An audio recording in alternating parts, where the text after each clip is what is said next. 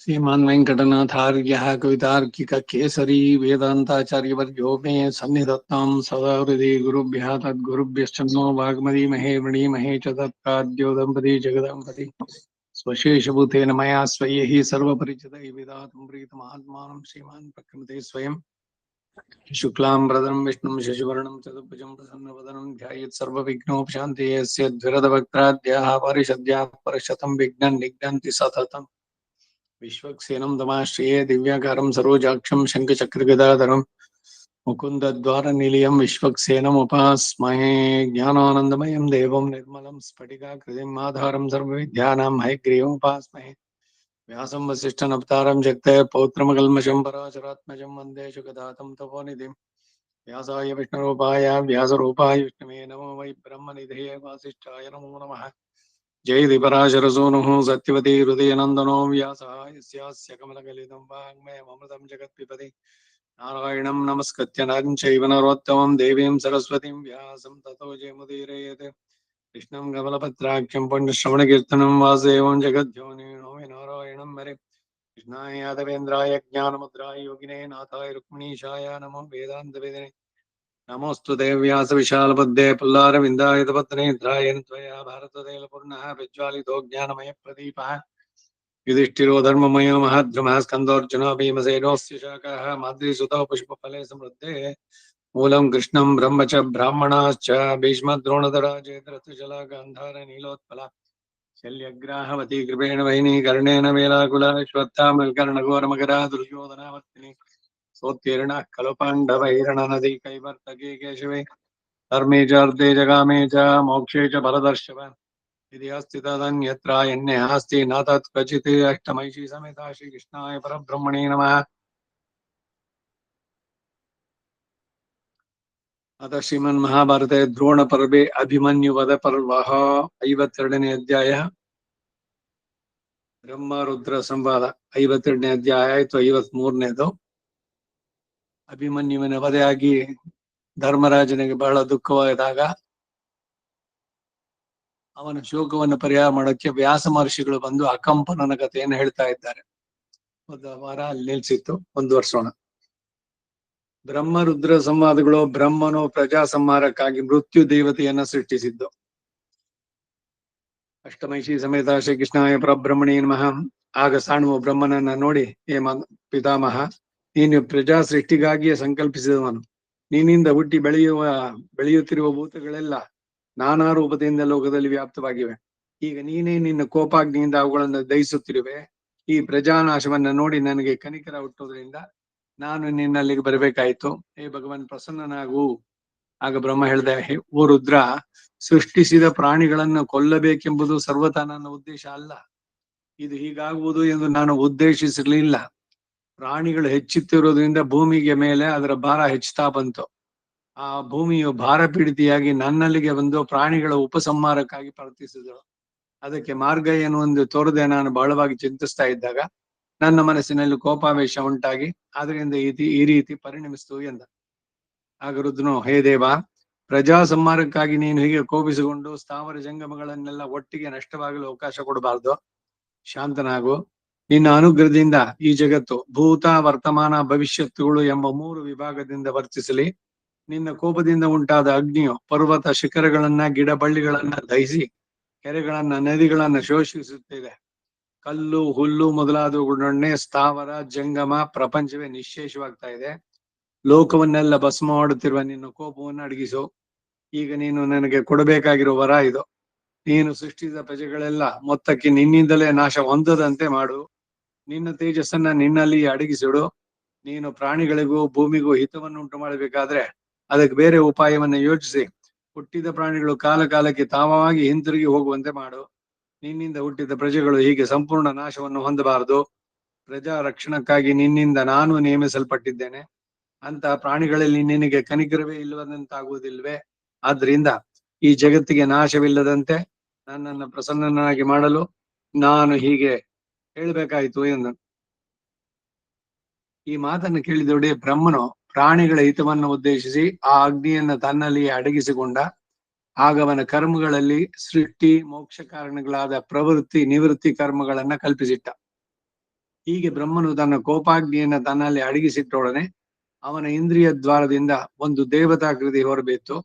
ಅವಳಿಗೆ ಕೆಂಪು, ಕಪ್ಪು ಮತ್ತು ಹಳದಿ ಬಣ್ಣವುಳ್ಳ ಮೈ, ಕೆಂಪಾದ ನಾಲಿಗೆಗಳು, ಕೆಂಪಾದ ಮುಖಗಳು, ಕಿವಿಯಲ್ಲಿ ಪುಟ ಹಾಕಿದ ಬಂಗಾರದ ಕುಂಡಲಗಳು, ಮೈಯಲ್ಲಿ ಸುವರ್ಣ ಆಭರಣಗಳು, ಇಂತಹ ದಿವ್ಯ ರೂಪವನ್ನು ಹುಟ್ಟಿದ ಆ ದೇವಿಯು ಬ್ರಹ್ಮನ ದೇಹದಿಂದ ಹೊರಬಿದ್ದೊಡನೆ ದಕ್ಷಿಣ ದಿಕ್ಕಿಗೆ ಎದುರಾಗಿ ಹೋಗಿ ನಿಂತು ಮಂದಹಾಸ್ಯದಿಂದ ನಗುತ್ತಾ ಬ್ರಹ್ಮರುದ್ರ ಇಬ್ಬರನ್ನು ನೋಡಿದ್ಲು.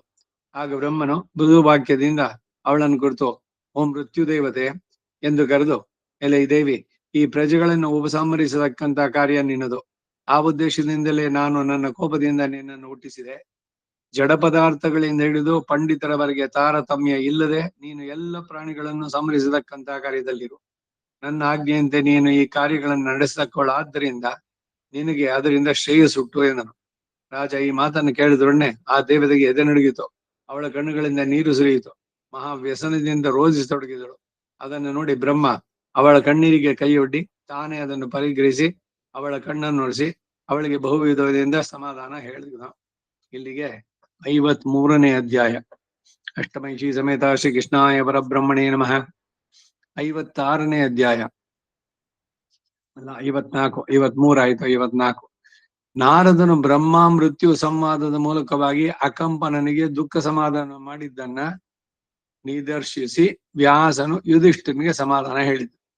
ಹೇ ರಾಜ, ಆಗ ಮೃತ್ಯು ದೇವತೆ ತನ್ನೊಳಗೆ ತಾನೇ ದುಃಖವನ್ನು ಅಡಗಿಸಿಕೊಂಡು ಒಣಗಿ ಚಿಗುರಿದ ಬಳ್ಳಿಯಂತೆ ಚೇತರಿಸಿಕೊಂಡು ಬ್ರಹ್ಮನ ಮುಂದೆ ಕೈ ಮುಗಿದು ಹೀಗೆಂದಳು.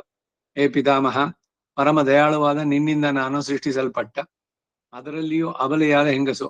ಹೀಗಿರುವಾಗ ನಾನು ಲೋಕಕ್ಕೆಲ್ಲ ಅಹಿತವಾದ ಈ ಕೊಲೆಗೆಲಸವನ್ನ ಹೇಗೆ ಮಾಡ್ಲಿ? ನಾನು ಅಧರ್ಮಕ್ಕಾಗಿ ಹೆದರ್ತೇನೆ. ಪ್ರಭು ಪ್ರಸನ್ನ ನಾನು. ತಮಗೆ ಇಷ್ಟರಾದ ಹೆಂಡಿರು, ಮಕ್ಕಳು, ಸಹೋದರರು, ತಂದೆ ತಾಯಿಗಳು, ಕೈ ಹಿಡಿದ ಗಂಡಂದಿರು ಇವರ ಮರಣದಿಂದ ದುಃಖಿಸತಕ್ಕಂತಹ ಅವರವರ ಸಂಬಂಧಿಗಳಿಗಾಗಿ ನಾನು ಭಯಪಡ್ತೇನೆ. ಆ ಭಯದಿಂದ ನನ್ನನ್ನು ತಪ್ಪಿಸು. ಇದಕ್ಕಾಗಿಯೇ ನಿನ್ನಲ್ಲಿಯೇ ನಾನು ಪ್ರಾರ್ಥಿಸ್ತೇನೆ. ಸಾಷ್ಟಾಂಗ ಪ್ರಣಾಮ ಮಾಡಿ ನಿನ್ನನ್ನು ಬೇಡುತ್ತೇನೆ. ನನ್ನನ್ನು ಯಮನ ಗೃಹಕ್ಕೆ ಮಾತ್ರ ಕಳಿಸಬೇಡ. ನಿನ್ನ ಅನುಗ್ರಹದಿಂದ ನಾನು ತಪಸ್ಸಿನಲ್ಲಿ ನೆಲೆಗೊಂಡಿರಬೇಕೆಂದು ಬಯಸ್ತೇನೆ. ಹೇ ಪ್ರಭು, ನನಗೆ ನೀನು ಈ ವರವನ್ನು ಕೊಡಬೇಕು. ನೀನು ಅನುಮತಿ ಕೊಟ್ರೆ ನಾನು ಧೇನುಕಾಶ್ರಮಕ್ಕೆ ಹೋಗಿ ಅಲ್ಲಿ ದೊಡ್ಡ ತಪಸ್ಸಿನ ಮೂಲಕವಾಗಿ ನಿನ್ನ ಆರಾಧನದಲ್ಲಿಯೇ ನೆಲೆಗೊಂಡಿರುತ್ತೇನೆ. ಪ್ರತಿ ಪ್ರಾಣಿಗಳಿಗೂ ಅತ್ಯಂತ ಪ್ರಿಯತಮವಾದ ಪ್ರಾಣಗಳನ್ನು ಅಪಹರಿಸಿ ಅವರನ್ನು ಗೋಳಾಡಿಸುವ ಕಾರ್ಯಕ್ಕೆ ಮಾತ್ರ ನನ್ನನ್ನ ನೇಮಿಸಬೇಡ. ಈ ಅಧರ್ಮದಿಂದ ನನ್ನನ್ನು ರಕ್ಷಿಸು ಎಂದಳು. ಅದಕ್ಕೆ ಬ್ರಹ್ಮನು, ಹೇ ದೇವಿ, ಪ್ರಜಾ ಸಂವರಣಕ್ಕಾಗಿಯೇ ಸಂಕಲ್ಪಿಸಿ ನಿನ್ನನ್ನ ನಾನು ಸೃಷ್ಟಿಸಿರುವೆ. ನೀನು ಶಂಕೆಯಲ್ಲಿದೆ ಆ ಕಾರ್ಯವನ್ನು ನಡೆಸು. ಅದು ಹಾಗೆ ನಡಿಬೇಕಲ್ಲದೆ ಅದು ಹೇಗೂ ತಪ್ಪಲಾರದು. ನಿನಗೆ ಇದರಿಂದ ನಿಂದೆಯೇನೂ ಇರದು. ನನ್ನ ಮಾತನ್ನ ನಡೆಸು ಎಂದನು. ಹೇ ಅಕಂಪನ, ಇಷ್ಟು ಹೇಳಿದ್ರು ಆ ಮೃತ್ಯುದೇವತೆಯು ಪ್ರಾಣಿ ಸಂಹಾರಕ್ಕೆ ಕಾರ್ಯಕ್ಕೆ ಇಷ್ಟಪಡದೆ ಬ್ರಹ್ಮನ ಮುಂದೆ ಕೈ ಮುಗಿದು ತಲೆ ತಗ್ಗಿಸಿಕೊಂಡು ಬಾಯಿ ಎತ್ತದೆ ಸುಮ್ಮನಿದ್ರು. ಪ್ರಜಾಧಿಪತಿಯು ದೇವೇಶ್ವರನಾದಂತ ಬ್ರಹ್ಮ ತನಗೆ ಮೊದಲಿದ್ದ ಕೋಪವನ್ನು ತನ್ನಲ್ಲಿಯೇ ನಿಗ್ರಹಿಸಿ ಸಮಸ್ತ ಲೋಕಗಳನ್ನು ಪ್ರಸನ್ನ ದೃಷ್ಟಿಯಿಂದ ನೋಡಿದ. ಹೀಗೆ ಶಾಂತ ದೃಷ್ಟಿಯಿಂದ ಬ್ರಹ್ಮನು ನೋಡಿದೊಡನೆ ಅವನ ಕೋಪಾಗ್ನಿಯಿಂದ ದಗ್ಧವಾಗ್ತಿದ್ದ ಲೋಕಗಳೆಲ್ಲ ಮೊದಲಿನಂತೆ ಶಾಂತಿಯನ್ನು ಹೊಂದಿ ಪ್ರಸನ್ನವಾದವು. ಆ ಕನ್ನಿಯಾದರೂ ಬ್ರಹ್ಮನು ತನಗೆ ಆಜ್ಞೆ ಮಾಡಿದ ಪ್ರಜಾ ಸಂಹಾರ ಕಾರ್ಯಕ್ಕೆ ಸಮ್ಮತಿಸದೆ ಅಲ್ಲಿಂದ ಅತಿ ವೇಗದೊಡನೆ ಧೇನುಕಾಶ್ರಮಕ್ಕೆ ಹೋಗಿ ದೃಢ ವ್ರತವನ್ನ ಹಿಡಿದು ಒಂದು ಕಾಲಿನಲ್ಲಿ ನಿಂತು 21 ಪದ್ಮ ಸಂವತ್ಸರಗಳವರೆಗೆ ತಪನಿರಲಾಗಿದ್ದು. ಆಮೇಲೆ ಬೇರೊಂದು ಕಾಲಿನಿಂದ ನಿಂತು 21 ಪದ್ಮ ವರ್ಷಗಳವರೆಗೆ ತಪಸ್ಸು ಮಾಡಿದ್ಲು. ಆಮೇಲೆ 10,000 ಪದ್ಮ ವರ್ಷ ಕಾಲದವರೆಗೆ ಕಾಡು ಮೃಗಗಳ ಗುಂಪಿನಲ್ಲಿ ತಾನು ಮೃಗದಂತ ಸಂಚರಿಸ್ತಾ ಇದ್ದು. ಆಮೇಲೆ ಪವಿತ್ರವಾದ ನಂದಾ ನದಿಯು ಶುದ್ಧ ತೀರ್ಥದಲ್ಲಿ 8,000 ವರ್ಷಗಳವರೆಗೆ ಮುಳುಗಿ ಜಲಮಧ್ಯದಲ್ಲಿ ತಪಸ್ಸು ಮಾಡಿ ಆಮೇಲೆ ಕೌಶಿಕಿ ನದಿಗೆ ಹೋದಳು. ಅಲ್ಲಿ ಗಾಳಿ ಮತ್ತು ನೀರನ್ನೇ ಆಹಾರವಾಗಿ ಗ್ರಹಿಸುತ್ತಾ ಬಹಳ ದಿನಗಳ ತಪಸ್ಸನ್ನು ಮಾಡಿದಳು. ಅಲ್ಲಿಂದ ಆಚೆಗೆ ಸಪ್ತ ಗಂಗೆಗಳಲ್ಲಿಯೂ ವೇದಾಸಕ್ತ ಕ್ಷೇತ್ರಗಳಲ್ಲೂ ತೀವ್ರ ತಪಸ್ಸಿನಿಂದ ದೇಹವನ್ನು ದಂಡಿಸಿದಳು. ಅಲ್ಲಿಂದ ಆಚೆಗೆ ಗಂಗೆಗೆ ಹೋದಳು. ಅಲ್ಲಿಂದ ಮಹಾ ಮೇರುವನ್ನು ಸೇರಿದಳು. ಅಲ್ಲಿಯೂ ಪ್ರಾಣಾಯಾಮವನ್ನು ಹಿಡಿದು ಕಲ್ಲಿನಂತೆ ನಿಶ್ಚೇಷ್ಟವಾಗಿ ತಪಸ್ಸನ್ನು ಮಾಡಿದಳು. ಪೂರ್ವದಲ್ಲಿ ದೇವತೆಗಳು ಯಜ್ಞ ಮಾಡಿದ ಹಿಮಾಲಯದ ಶಿಖರ ಸ್ಥಾನಗಳಿಗೆ ಹೋಗಿ ಅಲ್ಲಿ ಅಂಗುಷ್ಟಾಗ್ರದಲ್ಲಿ ನಿಂತು ಒಂದು ನಿಖರ್ವ ಕಾಲದವರೆಗೆ ತಪಸ್ಸಿನಲ್ಲಿದ್ದಳು. ಅದರಿಂದಾಜಿಗೆ ಪುಷ್ಕರಗಳಲ್ಲಿಯೂ ಗೋಕರ್ಣದಲ್ಲಿಯೂ ನೈಮಿಷ್ಯದಲ್ಲೂ ಮಲೆಯ ಪ್ರಾಂತಗಳಲ್ಲಿ ತಪೋ ನೇಮಗಳಿಂದ ತನ್ನ ದೇಹವನ್ನು ದಂಡಿಸುತ್ತ ಅನನ್ಯ ಭಕ್ತಿಯಿಂದ ಬ್ರಹ್ಮದೇವನನ್ನು ಕುರಿತು ತಪಸ್ಸು ಮಾಡಲು ಬ್ರಹ್ಮನು ಅವಳಲ್ಲಿ ಕನಿಕರಗೊಂಡು ಪ್ರಸನ್ನನಾಗಿ ಓಂ ಮೃತ್ಯು ದೇವತೆ, ಇದೇನಿದು ಇಷ್ಟು ತೀವ್ರ ತಪಸ್ಸುಗಳನ್ನ ನಡೆಸ್ತಾ ಇದ್ದೀಯಾ? ನಿನ್ನ ಉದ್ದೇಶ ಏನು ಅಂತ ಕೇಳಲು, ಆ ಮೃತ್ಯು ದೇವ, ನಾನು ಪ್ರಜೆಗಳನ್ನ ಮಾತ್ರ ಕೊಲ್ಲಲಾರೆ, ಬೇರೊಬ್ಬರಿಗೆ ಯಾವ ಬಾಧೆಯನ್ನು ಕೊಡದೆ ತಮ್ಮಷ್ಟಕ್ಕೆ ತಾವು ನೆಮ್ಮದಿಯಿಂದ ಇರುವ ಪ್ರಾಣಿಗಳನ್ನ ಮಾತ್ರ ನಾನು ಕೊಲ್ಲಲಾರೆ. ನಿನ್ನಿಂದ ನಾನು ಕೇಳಿಕೊಳ್ಳುವ ವರನೇ ಇದು.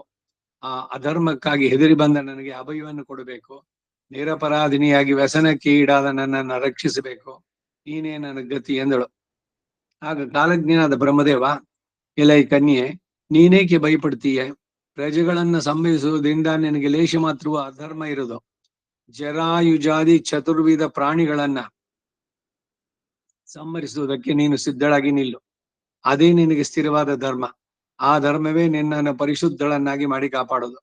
ಲೋಕಪಾಲಕನಾದಂತಹ ಯಮನು, ಅನೇಕ ವ್ಯಾಧಿಗಳು ನಿನ್ನ ಕಾರ್ಯಕ್ಕೆ ಸಹಾಯಕರಾಗ್ತಾರೆ. ನಾನು ಎಲ್ಲಾ ದೇವತೆಗಳು ನಿನಗೆ ಇದರಿಂದ ಪಾಪ ಇಲ್ಲದಂತೆಯೋ ಕೀರ್ತಿ ಉಂಟಾಗುವಂತೆಯೋ ಅನುಗ್ರಹಿಸ್ತೇವೆ ಎಂದನು. ಆಗ ಮೃತ್ಯು ದೇವತೆ ಬ್ರಹ್ಮನ ಮುಂದೆ ಬದ್ಧಾಂಜಲಿಯಾಗಿ ತಲೆ ಬಗ್ಗೆ ನಮಸ್ಕರಿಸಿ, ದೇವ, ಇದನ್ನ ಧರ್ಮಕ್ಕಾಗಿಯೇ ನಾನು ನಡೆಸಬೇಕಾಗಿದ್ದ ಪಕ್ಷದಲ್ಲಿ ಅದರಿಂದ ನನಗೆ ಭಯವಿಲ್ಲ. ನಿನ್ನ ಆಜ್ಞೆಯನ್ನ ನಾನು ಶಿರಸಾ ವಹಿಸ್ತೇನೆ. ಆದರೆ ನನ್ನದೊಂದು ಪ್ರಾರ್ಥನೆ. ಪ್ರಾಣಿ ಸಂಹಾರಕ್ಕಾಗಿ ನೀನು ನನಗೆ ಸಹಾಯಕರನ್ನ ನೇಮಿಸಿದೆ ಅಲ್ವೇ?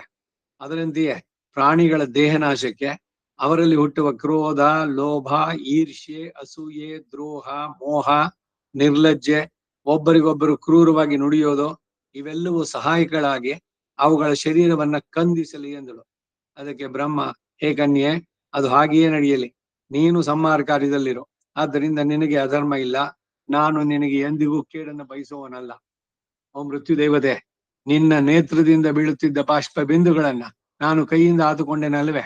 ಆ ಜಲಬಿಂದುಗಳೇ ಪ್ರಾಣಿಗಳ ದೇಹದಲ್ಲಿ ಉಂಟಾಗುವ ಆದಿ ವ್ಯಾಧಿಗಳಾಗಿ ಅವುಗಳೇ ಪ್ರಾಣಿಗಳನ್ನ ಕೊಲ್ಲುತ್ತವೆ. ನಿನಗೆ ಪಾಪ ಬಾರದು, ಹೆದರಬೇಡ. ನೀನು ಸಂಹರಿಸಿದ ಪ್ರಾಣಿಗಳ ಅಧರ್ಮವೂ ನಿನಗೆ ಬಾರದು. ನೀನೇ ಧರ್ಮ ಸ್ವರೂಪಿಣಿ, ಧರ್ಮಕ್ಕೆ ನಿಯಾಮಕಳು ನೀನೆ. ಆದ್ದರಿಂದ ನೀನು ಅದೇ ಧರ್ಮವನ್ನು ಪೋಷಿಸ್ತಾ ಇರು. ನೀನು ಪ್ರಾಣಿಗಳ ಸಂಹಾರದಲ್ಲಿಯೇ ನಿರತಳಾಗಿರು. ನೀನು ಈ ಕಾರ್ಯಕ್ಕಾಗಿ ಬಂದವಳು. ಅದನ್ನ ತಪ್ಪಿ ನಡೆಯಲು ಹೇಗೂ ಸಾಧ್ಯ ಇಲ್ಲ.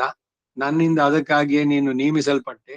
ನೀನು ಕಾಮದಿಂದಾಗಲಿ ರೋಷದಿಂದಾಗಲಿ ಈ ಕಾರ್ಯವನ್ನು ನಡೆಸ್ತಕ್ಕವಳಲ್ಲ. ನಿನ್ನ ಕೃತ್ಯ ಎಂದು ತಿಳಿದು ಆ ಕಾರ್ಯವನ್ನು ಮಾಡು. ಇದರಿಂದ ನಿನಗೆ ಅನಂತ ಧರ್ಮಗಳುಂಟು. ಇದಲ್ಲದೆ ಅಧರ್ಮ ಪ್ರವರ್ತಕರನ್ನ ಅವರ ಅಧರ್ಮವೇ ಕೊಲ್ಲುತ್ತೆ. ಆದ್ದರಿಂದ ನಿನ್ನನ್ನು ನೀನು ಪರಿಶುದ್ಧಳನ್ನಾಗಿ ಮಾಡಿಕೊಳ್ಳಬಹುದು. ಪ್ರಾಣಿಗಳು ಅಸತ್ಯದಿಂದ ತಮ್ಮನ್ನು ತಾವೇ ಪಾಪದಲ್ಲಿ ಮುಳುಗಿಸಿಕೊಳ್ಳುತ್ತಾರೆ. ಆದ್ದರಿಂದ ಕಾಮಕ್ರೋಧಗಳನ್ನು ಬಿಟ್ಟು ನಿನ್ನ ಕೃತ್ಯ ಎಂದು ತಿಳಿದು ಪ್ರಾಣಿಗಳನ್ನ ಉಪಸಂಹರಿಸು ಎಂದ. ಹೇ ಮಹಾರಾಜ, ಬ್ರಹ್ಮನ ಉಪದೇಶವನ್ನು ಕೇಳಿ ಮೃತ್ಯು ದೇವತೆಯು ಅವನ ಶಾಪಕ್ಕೆ ಹೆದರಿ ಹಾಗೆ ಆಗಲಿ ಎಂದು ಒಪ್ಪಿಕೊಂಡ್ಳು. ಅದರಂತೆ ಅವಳೇ ಅಂತ್ಯಕಾಲದಲ್ಲಿ ಪ್ರಾಣಿಗಳ ಪ್ರಾಣಗಳನ್ನ ಅಪಹರಿಸ್ತಕ್ಕವಳು.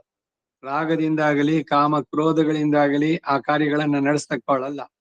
ಈ ಮೃತ್ಯು ದೇವತೆಯಿಂದ ಹುಟ್ಟಿದ ವ್ಯಾಧಿಗಳೇ ಅವಳಿಗೆ ಸಹಾಯಗಳಾಗಿ ಜನರ ದೇಹದಲ್ಲಿ ವ್ಯಾಪಿಸಿ ಅವರನ್ನ ಕೊಲ್ಲುತ್ತವೆ. ಪ್ರತಿ ಪ್ರಾಣಿಗಳು ತಮ್ಮ ಆಯುಸ್ಸು ಮುಗಿದ ಮೇಲೆ ಸಾಯಬೇಕಾದದ್ದು ಸಿದ್ಧ. ಆದ್ದರಿಂದ ಹೇ ಕಂಪನ, ನೀನು ವ್ಯರ್ಥವಾಗಿ ನಿನ್ನ ಮಗನನ್ನು ಕುರಿತು ಶೋಕಿಸಬಾರದು. ಎಲ್ಲ ಜೀವಿಗಳೊಡನೆ ಇಂದ್ರಿಯಗಳು ಹೋಗಿ ಪರಲೋಕದಲ್ಲಿದ್ದು ತಿರುಗಿ ಅಲ್ಲಿಂದ ಹಿಂತಿರುಗಿ ಇಲ್ಲಿಗೆ ಬಂದು ಸೇರುತ್ತವೆ. ಹೀಗೆ ಪ್ರಾಣಿಗಳೆಲ್ಲ ದೇವತ್ವವನ್ನು ಹೊಂದಿ ಪರಲೋಕದಲ್ಲಿಯೋ ಮನುಷ್ಯ ರೂಪದಿಂದ ಭೂಲೋಕದಲ್ಲೂ ಇರುತ್ತವೆ.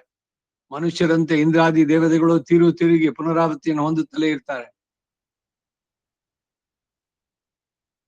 ಮಹಾಭಾರತದಲ್ಲಿ ಯದಿ ಅತ್ರ ಅಸ್ತಿ ತದನ್ಯತ್ರ, ಯದಿಹ ಅಸ್ತಿ ತದನ್ಯತ್ರ, ಯನ್ನೇಹ ಅಸ್ತಿ ಯತ್ ನ ಇಹ ಅಸ್ತಿ ನ ತತ್ ಕ್ವಚಿತ್ ಅಂತ ನಾವು ಆ ಧ್ಯಾನ ಶ್ಲೋಕದಲ್ಲಿ ಹೇಳಿದ್ವಿ.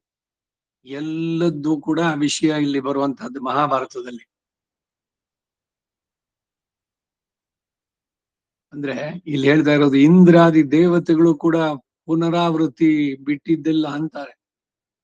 ಇದು ಚತುರ್ಮುಖ ಬ್ರಹ್ಮನಿಂದ ಶುರಂಭ ಮಾಡಿ ಆ ಬ್ರಹ್ಮ ಸ್ತಂಭ ಪರ್ಯಂತಂ, ಆ ಬ್ರಹ್ಮ ಕೀಟ ಪರ್ಯಂತಂ ಅಂತ.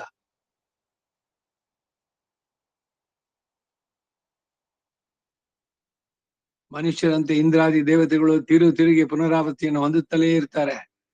ಭಯಂಕರವಾಗಿ ಭೀಕರ ಧ್ವನಿಯುಳ್ಳದ್ದಾಗಿ ಸರ್ವವ್ಯಾಪಿ ಎನಿಸಿದಂತ ಪ್ರಾಣವಾಯು ಎಂಬುದು ಪ್ರಾಣಿಗಳ ದೇಹವನ್ನ ಭೇದಿಸಿಕೊಂಡು ಹೋಗುತ್ತೆ. ಅಮಿತ ತೇಜಸ್ಸುಳ್ಳ ವಾಯುವು ಯಾವಾಗಲೂ ಒಂದು ಕಡೆಯಲ್ಲಿ ಸ್ಥಿರವಾಗಿ ನಿಲ್ಲೋದೂ ಇಲ್ಲ, ನಿಲ್ಲದೆ ಇರೋದೂ ಇಲ್ಲ. ಸ್ಥಿರವಾಗಿ ನಿಲ್ಲುವುದು ಅಲ್ಲ, ನಿಲ್ಲದೆ ಇರುವುದು ಅಲ್ಲ. ಹೇ ರಾಜೋತ್ತಮ, ಎಲ್ಲಾ ದೇವತೆಗಳು ಮರ್ತ್ಯರೆಂದೇ. ಮರ್ತ್ಯರು ಅಂದ್ರೆ ಮರಣಶೀಲರು ಅಂತ.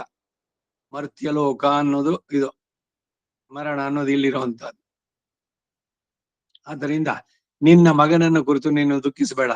ನಿನ್ನ ಮಗನು ಈಗ ಸ್ವರ್ಗದಲ್ಲಿ ಸಂತೋಷದಿಂದಿದ್ದಾನೆ. ಅವನಿಗೆ ಅತ್ಯುತ್ತಮವಾದ ವೀರ ಲೋಕಗಳು ಲಭಿಸಿದೆ. ಅವನು ದುಃಖರಹಿತನಾಗಿ ಪುಣ್ಯಶಾಲಿಗಳೊಡನೆ ಸೇರಿ ನಿತ್ಯ ಆನಂದದಲ್ಲಿ ಇರ್ತಾನೆ. ಮೃತ್ಯು ಎಂಬುದು ಪ್ರಾಣಿಗಳಿಗೆಲ್ಲ ದೈವ ಕಲ್ಪಿತವಾದದ್ದು.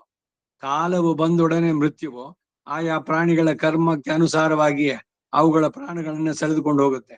ಅಕಂಪನ, ಪ್ರಾಣಿಗಳು ತಮ್ಮನ್ನು ತಾವೇ ಸಂಹರಿಸಿಕೊಳ್ಳುವವೇ ಹೊರತು ಮೃತ್ಯುವೇ ದಂಡಪಾಣಿಯಾಗಿ ಬಂದು ಅವುಗಳನ್ನು ಬಡಿದು ಕೊಲ್ಲುತ್ತಾನೆ ಅಂತ ತಿಳಿಬೇಡ.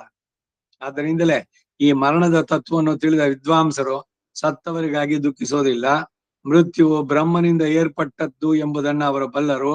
ಆದ್ದರಿಂದ ರಾಜ, ದೈವ ಕಲ್ಪಿತವಾದ ಸೃಷ್ಟಿ ಕ್ರಮವನ್ನ ನೀನು ಚೆನ್ನಾಗಿ ತಿಳಿದು ಕೈ ತಪ್ಪಿ ಹೋದ ನಿನ್ನ ಮಗನಿಗಾಗಿ ನೀನು ದುಃಖಿಸೋದು ಬೇಡ.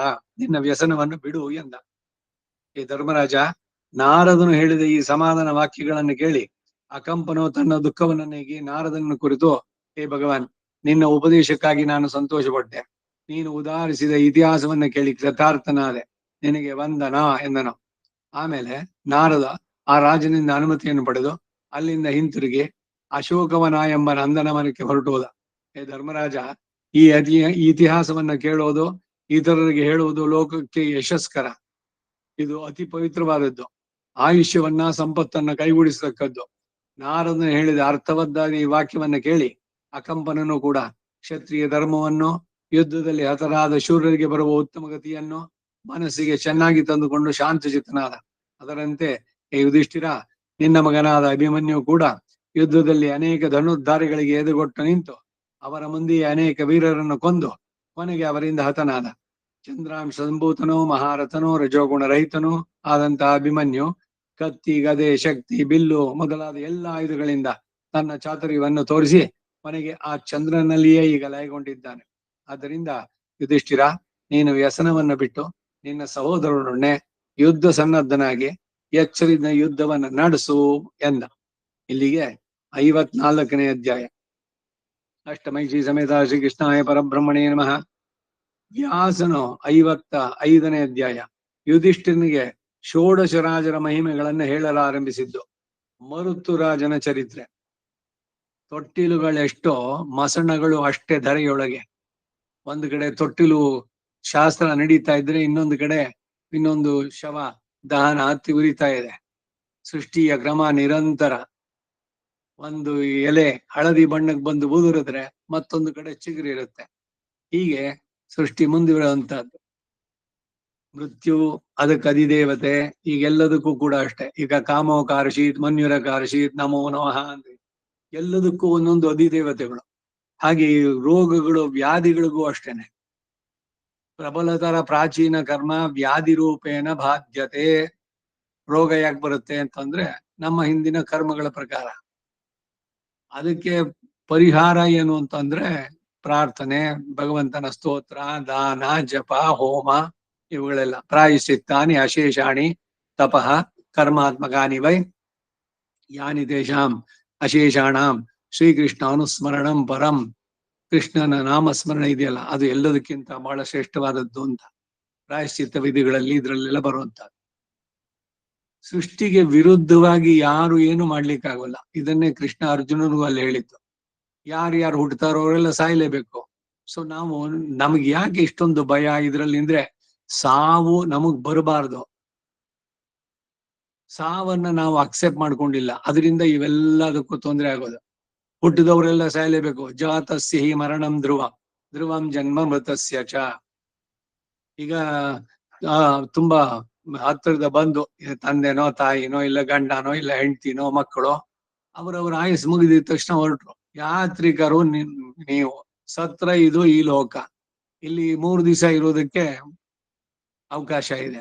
ರಾತ್ರಿ 3 ಆಯ್ತು ಅಂತ ಹೊರಟ್ರೆ ಪಾರುಪತ್ಯದವನು ಮೆಚ್ಚುವ.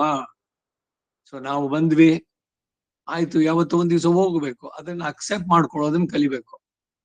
ಮತ್ತೆ ಯಾರು ಇಲ್ಲಿಂದ ಹೊರಟ್ರೋ ಅವರ ಬಗ್ಗೆ ದುಃಖ ಪಟ್ಕೊಂಡು ಯಾವಾಗ್ಲೂ ಅಳ್ತಾ ಕೂತ್ಕೊಳ್ಳೋದಲ್ಲ. ಅವರು ಆ ಲೋಕದಲ್ಲಿ ಅವರವರ ಕರ್ಮದ ಪ್ರಭಾವವಾಗಿ ಉತ್ತಮವಾಗಿ ಸಂತೋಷವಾಗಿ ಇರ್ಬೋದು. ಬರೀ ನೀವಿಲ್ಲಿ ಕೊರಗೋದಷ್ಟೇನೆ. ಈ ಶರೀರ ಬಿಟ್ಟ ಮೇಲೆ ಅಯ್ಯೋ ಅವ್ರು ಹೋಗ್ಬಿಟ್ಟ, ಅಕಾಲದಲ್ಲಿ ಹೋದ. ಯಾವುದು ಸಕಾಲ? ಇದನ್ನೇ ಹಿಂದೆ ಒಂದ್ಸಲಿ ಇದ್ ಮಾಡಿದ್ದು ಅನ್ಯಾಯ. ಪೂರ್ಣವಾದ ಆಯುಸ್ಸು ಎಷ್ಟು ಅಂತ ಯಾರು ಗೊತ್ತು? ಒಬ್ಬೊಬ್ರಿಗೂ ಇಷ್ಟು ವರ್ಷ ಅನ್ನೋದು. ಹಿಂದಾಗದೊಂದು ಕ್ಷಣ, ಮುಂದಕ್ಕೂ ಆಗದದು ಸಂದ ಲೆಕ್ಕವದೆಲ್ಲ. ಯಾರ್ಯಾರ ಆಯಸ್ಸು ಯಾವ ಯಾವ ಮುಗಿಯುತ್ತೆ ಗೊತ್ತಿಲ್ಲ. ಯಾತ್ರಿಕರು ನಾವು, ಪ್ರಯಾಣ ಇದು ಬಾಳಿನಲ್ಲಿ. ಸೊ ನಾವೇ ಮೊದ್ಲು ಇಳಿತೀವೋ ಇಲ್ಲ ನಮ್ಮ ಬಂಧುಗಳಾದವ್ರ ಹೆಂಡ್ತಿನೋ ಮಕ್ಕಳೋ ಅವರೋ ಹೊರಡ್ತಾರೆ. ಸೊ ಯಾರು ಶರೀರ ಬಿಟ್ರು ಅಂತವ್ರಿಗಾಗಿ ದುಃಖಿಸ್ತಾ ಕೂತ್ಕೊಳ್ಳೋದು ವಿವೇಕ ಅಲ್ಲ ಅನ್ನೋದನ್ನ ಹೇಳ್ತಾ ಇದೆ. ಎಲ್ಲ time is the only cure. ಭಗವಂತ ನಿಮಗೆ ಆ ಸಪರೇಷನ್ ಅದರದನ್ನ ಶಕ್ತಿಯನ್ನ ಕೊಡ್ಲಿ. ಇನ್ನು ಇವರುಗಳು ಅವರ ಆತ್ಮಕ್ಕೆ ಶಾಂತಿ ಸಿಗಲಿ, ಅದಕ್ಕಾಗಿ ಮೌನಾಚರಣೆ ಮಾಡಿದ್. ಏನೇನು ಆಚರಣೆಗಳು, ಏನ್ ಮೌನಾಚರಣೆ, ಇವೆಲ್ಲ ಇಲ್ಲ. ಸಮಯ ಇದಾದ್ಮೇಲೆ ಯಾರೋ ಒಬ್ರು ಹೋದ್ರು, ಇವರೆಲ್ಲ ಅಳ್ತಾನೆ ಗೊತ್ತಿರ್ಬೇಕಾ ಯಾವಾಗ್ಲೂ. ಇನ್ ಕೆಲವರು ಮೂರ್ಖರು ಮಾತಾಡೋದು ನೋಡಿ, ಅವ್ರ ಕಣ್ಣಲ್ಲಿ ಒಂದ್ ತೊಟ್ಟು ನೀರಿಲ್ಲ, ಕಣ್ಣೀರೇ ಬರ್ಲಿಲ್ಲ ರೀ ಅವ್ರಿಗೆ ಅಂತ. ಸಮಾಜಕ್ಕಾಗಿ ಹೆದರ್ಕೊಂಡು ಇವ್ರ ಕಣ್ಣೀರ್ ಬಿಡ್ಬೇಕು. ಎಂತ ವಿಚಿತ್ರ ಇದು ಅಂತ. ಏನೇನೋ ಕಲ್ಪನೆಗಳು, ಏನೇನೋ ಆಚರಣೆಗಳು, ಅರ್ಥವಿಲ್ಲದ್ದು. ಸರಿಯಾಗಿ ಅದನ್ನ ತಿಳಿದ್ರೆ ಅದರ ಬಗ್ಗೆ ಶೋಧಿಸೋಲ್ಲ. ಗತಾಸೋನ ಗತಾಸಂಶ ನಾನು ಶೋಚಂತಿ ಪಂಡಿತಾಹ. ಮೃತ್ಯು ಅನ್ನೋದು ನಮಗೊಂದು ವರ, ಅದು ಶಾಪ ಅಲ್ಲ. ಯಾಕೆ ಅಂದ್ರೆ ಶೀರ್ಯತೆ ಇತಿ ಶರೀರ, ಜೀರ್ಣವಾಗುತ್ತೆ ಶರೀರ ಹೋಗ್ತಾ ಹೋಗ್ತಾ. ಒಂದೊಂದಾಗಿ ಇಂದ್ರಿಯಗಳು ಅದರ ಪಟುತ್ವವನ್ನು ಕಳ್ಕೊಳ್ಳುತ್ತೆ. ಕಿವಿ ಕೇಳಿಸೋಲ್ಲ, ಕಣ್ ಕಾಣಿಸೋಲ್ಲ, ಸೆನ್ಸ್ ಆಫ್ ಟಚ್ ಅನ್ನೋದು ಹೋಗುತ್ತೆ. 5 ಇಂದ್ರಿಯಗಳು ಎಲ್ಲ. ಹೀಗಾಗಿ ಎಲ್ಲ ರೋಗಗಳು ನೈ ಕೂಡ ತೈಯೇರುಂ ನೋಯ್ಹಾಳ್ ಅಂತಾರೆ ಪೆರಿಯಾಳ್ವಾರ್. ತಿರುಪಲ್ಲಾಂಡು ಇಂದ ಹೇಳ್ತಾ ಕಡೆನಲ್ಲಿ ಬರೋ. ನಿಮಗೆ ಒಂದು ವಿಷಯ ಹೇಳ್ತೀನಿ ಕೇಳಿ. ಪಂಡನ್ರು ಪಟ್ಟಿನಂಕಾಪೆ, ಇದು ಬ್ರಹ್ಮಪುರ. ಇಲ್ಲಿ ಭಗವಂತ ಬಂದು ನೆಲೆಸಿದ್ದಾನೆ. ನೋಯಿಗಳೇ, ನಿಮ್ಗೆ ಈ ಶರೀರದಲ್ಲಿ ಜಾಗ ಇಲ್ಲ. ಒಂದು ಸಲ ಹೇಳಿ ನಿಮ್ಗೆ ಹೇಳ್ತೀನಿ, ಎಲ್ಲಾದ್ರೂ ಇನ್ಯಾವ್ದಾದ್ರು ಇದನ್ನ ನೋಡ್ಕೊಳ್ಳಿ, ಶರೀರವನ್ನ ನೀವು ನೋಡ್ಕೊಳ್ಳಿ, ವ್ಯಾಧಿಗಳೇ. ಯಾಕೆಂದ್ರೆ ಭಗವಂತ ಇವಾಗ ಕೂತಿದ್ದಾನೆ ಇಲ್ಲಿ ಒಳಗಡೆ ಅಂತ ಅಲ್ಲಿ ಹೇಳ್ತಾರೆ. ಹಾಗಾಗಿ ನೋವುಗಳು ಇವುಗಳೆಲ್ಲ ಸಹಜವಾಗಿಯೇ ಇದು ವಯಸ್ಸಾದ್ಮೇಲೆ ಬರುವಂತಹದ್ದು. ಯಾರೋ ಪೋನಾಳಂಗೋ ಎನ್ನಾಚಿ ಹಾರ್ಟ್ ಅಟ್ಯಾಕ್ ಆಯ್ತು, ಇನ್ನೇನೋ ಕಿಡ್ನಿ ಫೇಲ್ಯೂರ್, ಇನ್ನೇನೋ ಏನೋ ಒಂದು ರೀಸನ್ ಇರ್ಬೇಕಲ್ಲ. ಸಡನ್ ನಾವ್ ಅನ್ಕೊಳ್ಳೋದು, ಸದ್ಯ ನನಗೆ ಹಾರ್ಟ್ ಅಟ್ಯಾಕ್ ಆಗಿಲ್ಲ, ನನಗೆ ಕಿಡ್ನಿ ಫೇಲ್ಯೂರ್ ಆಗಿಲ್ಲ, ನನಗೆ ಪೇಸ್ ಮೇಕರ್ ಹಾಕೊಂಡಿಲ್ಲ ಅಂದ್ರೆ ನಾನ್ ಸಾಯೋದಿಲ್ಲ. ಎಂತಹ ಭ್ರಮೆನಲ್ಲಿ ನಾವು ಕಳಿತೀವಿ. ಏನಾದ್ರೂ ಅಷ್ಟೇ, ಅವನು ವಿವೇಕಿನೋ ಅವಿವೇಕಿನೋ, ಒಟ್ಟಿನಲ್ಲಿ ಮೃತ್ಯು ಆ ಸಮಯ ಬಂದಿದ ತಕ್ಷಣ ಅವನ ಕೆಲಸ ನಡೆಸಬೇಕಾದದ್ದೇನೆ. ಆ ರೂಪದಲ್ಲಿ, ವ್ಯಾಧಿಗಳ ರೂಪದಲ್ಲೋ ಮತ್ತೊಂದ್ರಲ್ಲೋ. ಮೊದಲು ಸಾಯೋದು ಇಟ್ ಈಸ್ ಇನ್ಎವಿಟಬಲ್, ಅದನ್ನ ಅವಾಯ್ಡ್ ಮಾಡೋದಕ್ಕಾಗೋದಿಲ್ಲ ಅನ್ನೋದನ್ನ ತಿಳಿದ್ರೆ ಹೇಗ್ ಸಾಯ್ಬೇಕು ಅನ್ನೋದ್ರ ಬಗ್ಗೆ ನೆಕ್ಸ್ಟ್ ಯೋಚನೆ ಮಾಡಬೇಕು. ಅನಾಯಾಸವಾಗಿ ಶರೀರ ಬಿಡ್ಬೇಕು. ಅದಕ್ಕೇನಾಗ್ಬೇಕು ನಿಮ್ ಸಿದ್ಧತೆ? ವಿನಾ ದೈನ್ಯೇನ ಜೀವನಂ ಅನಾಯಾಸೇನ ಮರಣಂ ದೇಹಿ ಮೇ ಕೃಪಯಾನಾಥ ಶರಣಾಗತ ವತ್ಸಲ. ಇದು ನಮ್ಮ ನಿರಂತರವಾದ ಪ್ರಾರ್ಥನೆ ಆಗ್ಬೇಕು. 30-40 ಆದ್ಮೇಲೆ ಅದು ಶರೀರ, ಅದು ದೇಹ ಅಲ್ಲ. ಇಲ್ಲ ಪರವಾಗಿಲ್ಲ, ನನ್ಗಿನ್ನು 30 ವರ್ಷ, ಇನ್ನು 120 ವರ್ಷ ನಾನು ಇರ್ತೀನಿ ಅಂತ ಏನ್ ನಿಮ್ ಕೈನಲ್ಲಿ ಇದೆಯೋ ಅದು? ಒಂದಗಳು ಹೆಚ್ಚಿರೋದು, ಒಂದಗಳು ಕೊರೆ ಇರೋದು. ತಿಂದ ನನ್ನ ಋಣ ತೀರು ತಲೆ ಪಯಣ. ಹಿಂದಾಗದೊಂದು ಕ್ಷಣ, ಮುಂದಕ್ಕೂ ಆಗದದು ಸಂದ ಲೆಕ್ಕವದೆಲ್ಲ. ಸಾಯೋದೇ ಬೇಡ ಅಂತ ಬೇಡ, ಹುಟ್ಟು ಈ ಸಾವು ಇದರ ಮಧ್ಯದಲ್ಲಿ ಇರುವಂತ ಬಾಳು, ಅದನ್ನು ಎಷ್ಟು ಮಟ್ಟಿಗೆ ನೀವು ಸರಿಯಾಗಿ ಉಪಯೋಗಿಸ್ಕೊಂಡ್ರಿ ಅನ್ನೋದ್ರ ಬಗ್ಗೆ ಯೋಚನೆ ಮಾಡಿ. ಸಾರ್ಥಕತೆ ಪಡೀತಾ, ಕೃತಕೃತ್ಯತ ನಾವು ರಹಸ್ಯ ತ್ರಿಸಾರದಲ್ಲಿ ಕೃತಕೃತ್ಯಾಧಿಕಾರ. ಮನುಷ್ಯ ಶರೀರ ಪಡೆದಿದ್ದಕ್ಕೆ ಅನೇಕ ಜನ್ಮಗಳ ಪುಣ್ಯವನ್ನ ಕೊಟ್ಟು ಪಡೆದಿರುವಂತ ಈ ಶರೀರ, ಅದು ಜೀರ್ಣವಾಗೋಕ್ ಮೊದಲು ಆ ಇದನ್ನ ಆ ಕಡೆಯ ಪಾರ್ ಅದನ್ನ ಪಾರುಗಾಣಿಸೋ ತಂದೆ. ಈ ದಡವನ್ನು ಬಿಟ್ಟು ಆ ದಡ, ಯಾವ ದಡ? ಮೋಕ್ಷ, ಈ ಹುಟ್ಟು ಸಾವಿನ ಚಕ್ರದಿಂದ ಬಿಡಿಸ್ಕೊಳ್ಳೋದು. ಅದಕ್ಕೆ ಈ ಮನುಷ್ಯ ಶರೀರದಲ್ಲಿ ಮಾಡಬೇಕಾದಂತ. ಸೊ ಅದರಿಂದ ಸದ್ದು ಮಾಡದೆ ನೀನು ಜಗಕ್ಕೆ ಬಂದವನಲ್ಲ. ಬಾಳೆಲ್ಲ ಅದೆಲ್ಲ ಗದ್ದಲವೋ ಗದ್ದಲ, ಕಡೆನಲ್ಲಾದ್ರೂ ನಿದ್ದೆ ಒಲು ಸಾವ ಪಡೆ ಅಂತಾಳೆ ರಾಮಾನುಜರು ಗದ್ಯದಲ್ಲಿ ಹೇಳಿದ್ದಾರೆ. ಜೀರ್ಣಮಿವ ವಸ್ತ್ರಂ ಪ್ರಕೃತಿಂ ಸ್ಥೂಲ ರೂಪಂ ವಿಸೃಜ್ಯ. ಈ ಪ್ರಕೃತಿಯಲ್ಲಿರುವ ಸ್ಥೂಲ ರೂಪ, ಎಲ್ರಿಗೂ ಕಣಿ ಕಾಣುವಂತೆ ಕಾಣುವ ಈ ಪಂಚಭೌತಿಕದ ಶರೀರ, ಅದನ್ನ ಹರಿದ ಬಟ್ಟೆ ಬಿಸಾಕಿದಂಗ್ ಬಿಟ್ಟು ಹೋಗ್ತಾ ಇರಬೇಕಂತೆ. ಅದ್ರ ಮೇಲೆ ಯಾವ ಇದು ಬೇಡ. ಸೊ ಅದೊಂದು ವರ ಅಲ್ವೇ? ಎಲ್ಲ ಜೀರ್ಣವಾಗಿ ಹೋಗಿದೆ, ಎಲ್ಲ ರೋಗಗಳಿಗೆ ಆಗ್ರವಾಗಿದೆ. ಆ ಶರೀರ ಇಟ್ಕೊಂಡು ಏನ್ ಮಾಡ್ಬೇಕು? ಇದಕ್ಕಿಂತ ದಿವ್ಯವಾದಂತ ಶರೀರ ಮುಂದೆ ಸಿಗುತ್ತೆ ನಿಮಗೆ ವೈಕುಂಠದಲ್ಲಿ. ಭಗವಂತನಿಗೆ ಸಮಾನವಾದಂತ ರೂಪ ಇವುಗಳೆಲ್ಲ ಸಿಕ್ಕಿದಾಗ ಈ ಹಳೆದನ್ನೇ ಇಟ್ಕೊಂಡು ಇನ್ನೂ ಇರ್ತಾರೇನೋ? ವಿವೇಕಿಯಾದವನು ಒಂದು ಹೊಸ ಪಂಚೆನೋ ಸೀರೆನೋ ತಂದು ಕೊಟ್ಟಾಗ, ಇಲ್ಲ ನಾನು ಹರಿದು ತೇಪೆ ಹಾಕಿರೋದಾದ್ರೂ ಕೂಡ ಇದೇ ನನಗಿರ್ಲಿ ಅಂತ ಹೇಳಿದ್ರೆ ಅವನನ್ನು ವಿವೇಕಿ ಅಂತೀರೇನು? ಹಾಗೆ ದಿವ್ಯವಾದ ಶರೀರ ಬರುತ್ತೆ ಎಂದಾಗ ಬಿಟ್ಟು ಹೋಗ್ತಾ ಇರಬೇಕು. ನೀವು ಅದರ ಬಗ್ಗೆ ಎಷ್ಟು ಆಸಕ್ತಿಯನ್ನ, ನಿಮ್ಮ ಶರೀರ ಅದ್ ನಿಮ್ದಲ್ಲ, ಭಗವಂತ ಕೊಟ್ಟಿದ್ದು. ಆ ಶರೀರ ಜೀರ್ಣವಾಗಿ ಹೋಗ್ಬೇಕಾದ್ರೆ ಅದ್ರ ಬಗ್ಗೆ ಅಭಿಮಾನವನ್ನ ಬಿಟ್ರೆ, ಶರೀರವನ್ನ ಬಿಟ್ಟು ಹೊರಡುವಂತದ್ದಿಲ್ಲ. ಉತ್ಕ್ರಾಂತ ದೇಶ ಅದು ಅನಾಯಾಸವಾಗುತ್ತೆ. ಇಲ್ಲೇ ಇದು ಕಂಡುಕೊಂಡು ಅಲ್ಲಿ ಯಾರು ಹೋಗ್ತಾ ಇದ್ದಾರೋ ಇನ್ನೇನು ಮರಣಶನಲ್ಲೇ ಅವ್ರ ಸುತ್ತಮುತ್ತ ಕೂತ್ಕೊಂಡು ಅಳ್ತಾ ಇದ್ರೆ, ಅಯ್ಯೋ ಇಷ್ಟು ಜನ ಅಳ್ತಾ ಇದ್ದಾರೆ, ಇವ್ರನ್ನ ಬಿಟ್ಟು ನಾನು ಹೆಂಗ್ ಹೋಗ್ಲಿ? ಆ ಶರೀರ ಏನೇ ಆಗಿದ್ರು ಸರಿ ಅದ್ರೊಳಗೆ ಇರ್ತೀನಿ ಅಂತ ಅಂದ್ಬಿಟ್ಟು ಬಯಸಿದ್ರೆ ಅವನ್ ಬಿಡ್ತಾನೇನೋ?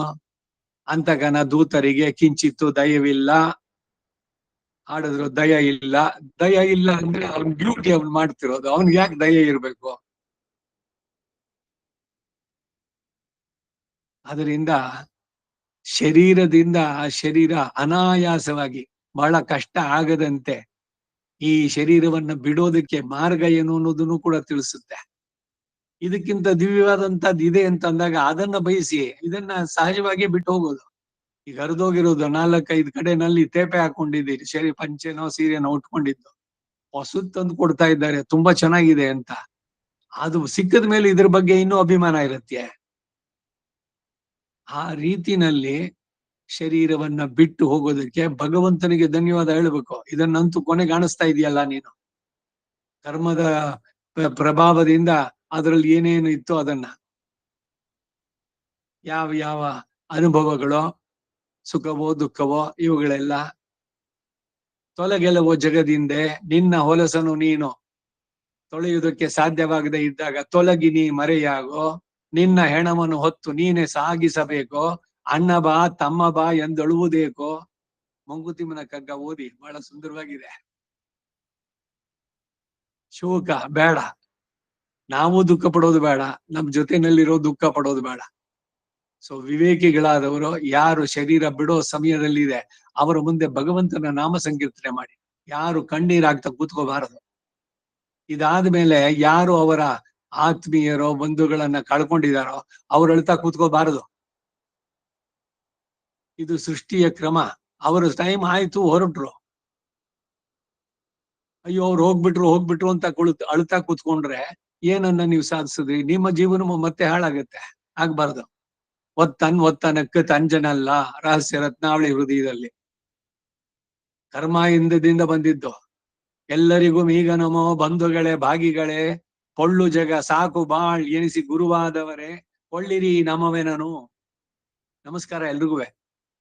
ಇದು ಬಾಳು ನಿಜ ಅಲ್ಲ, ಇಲ್ಲಿ ಸುಖ ಇಲ್ಲ ಅನ್ನೋದನ್ನ ಅರಿವು ಮಾಡಿಕೊಟ್ಟವರೇ ನಿಮ್ಗೆಲ್ಲ ನಮಸ್ಕಾರ.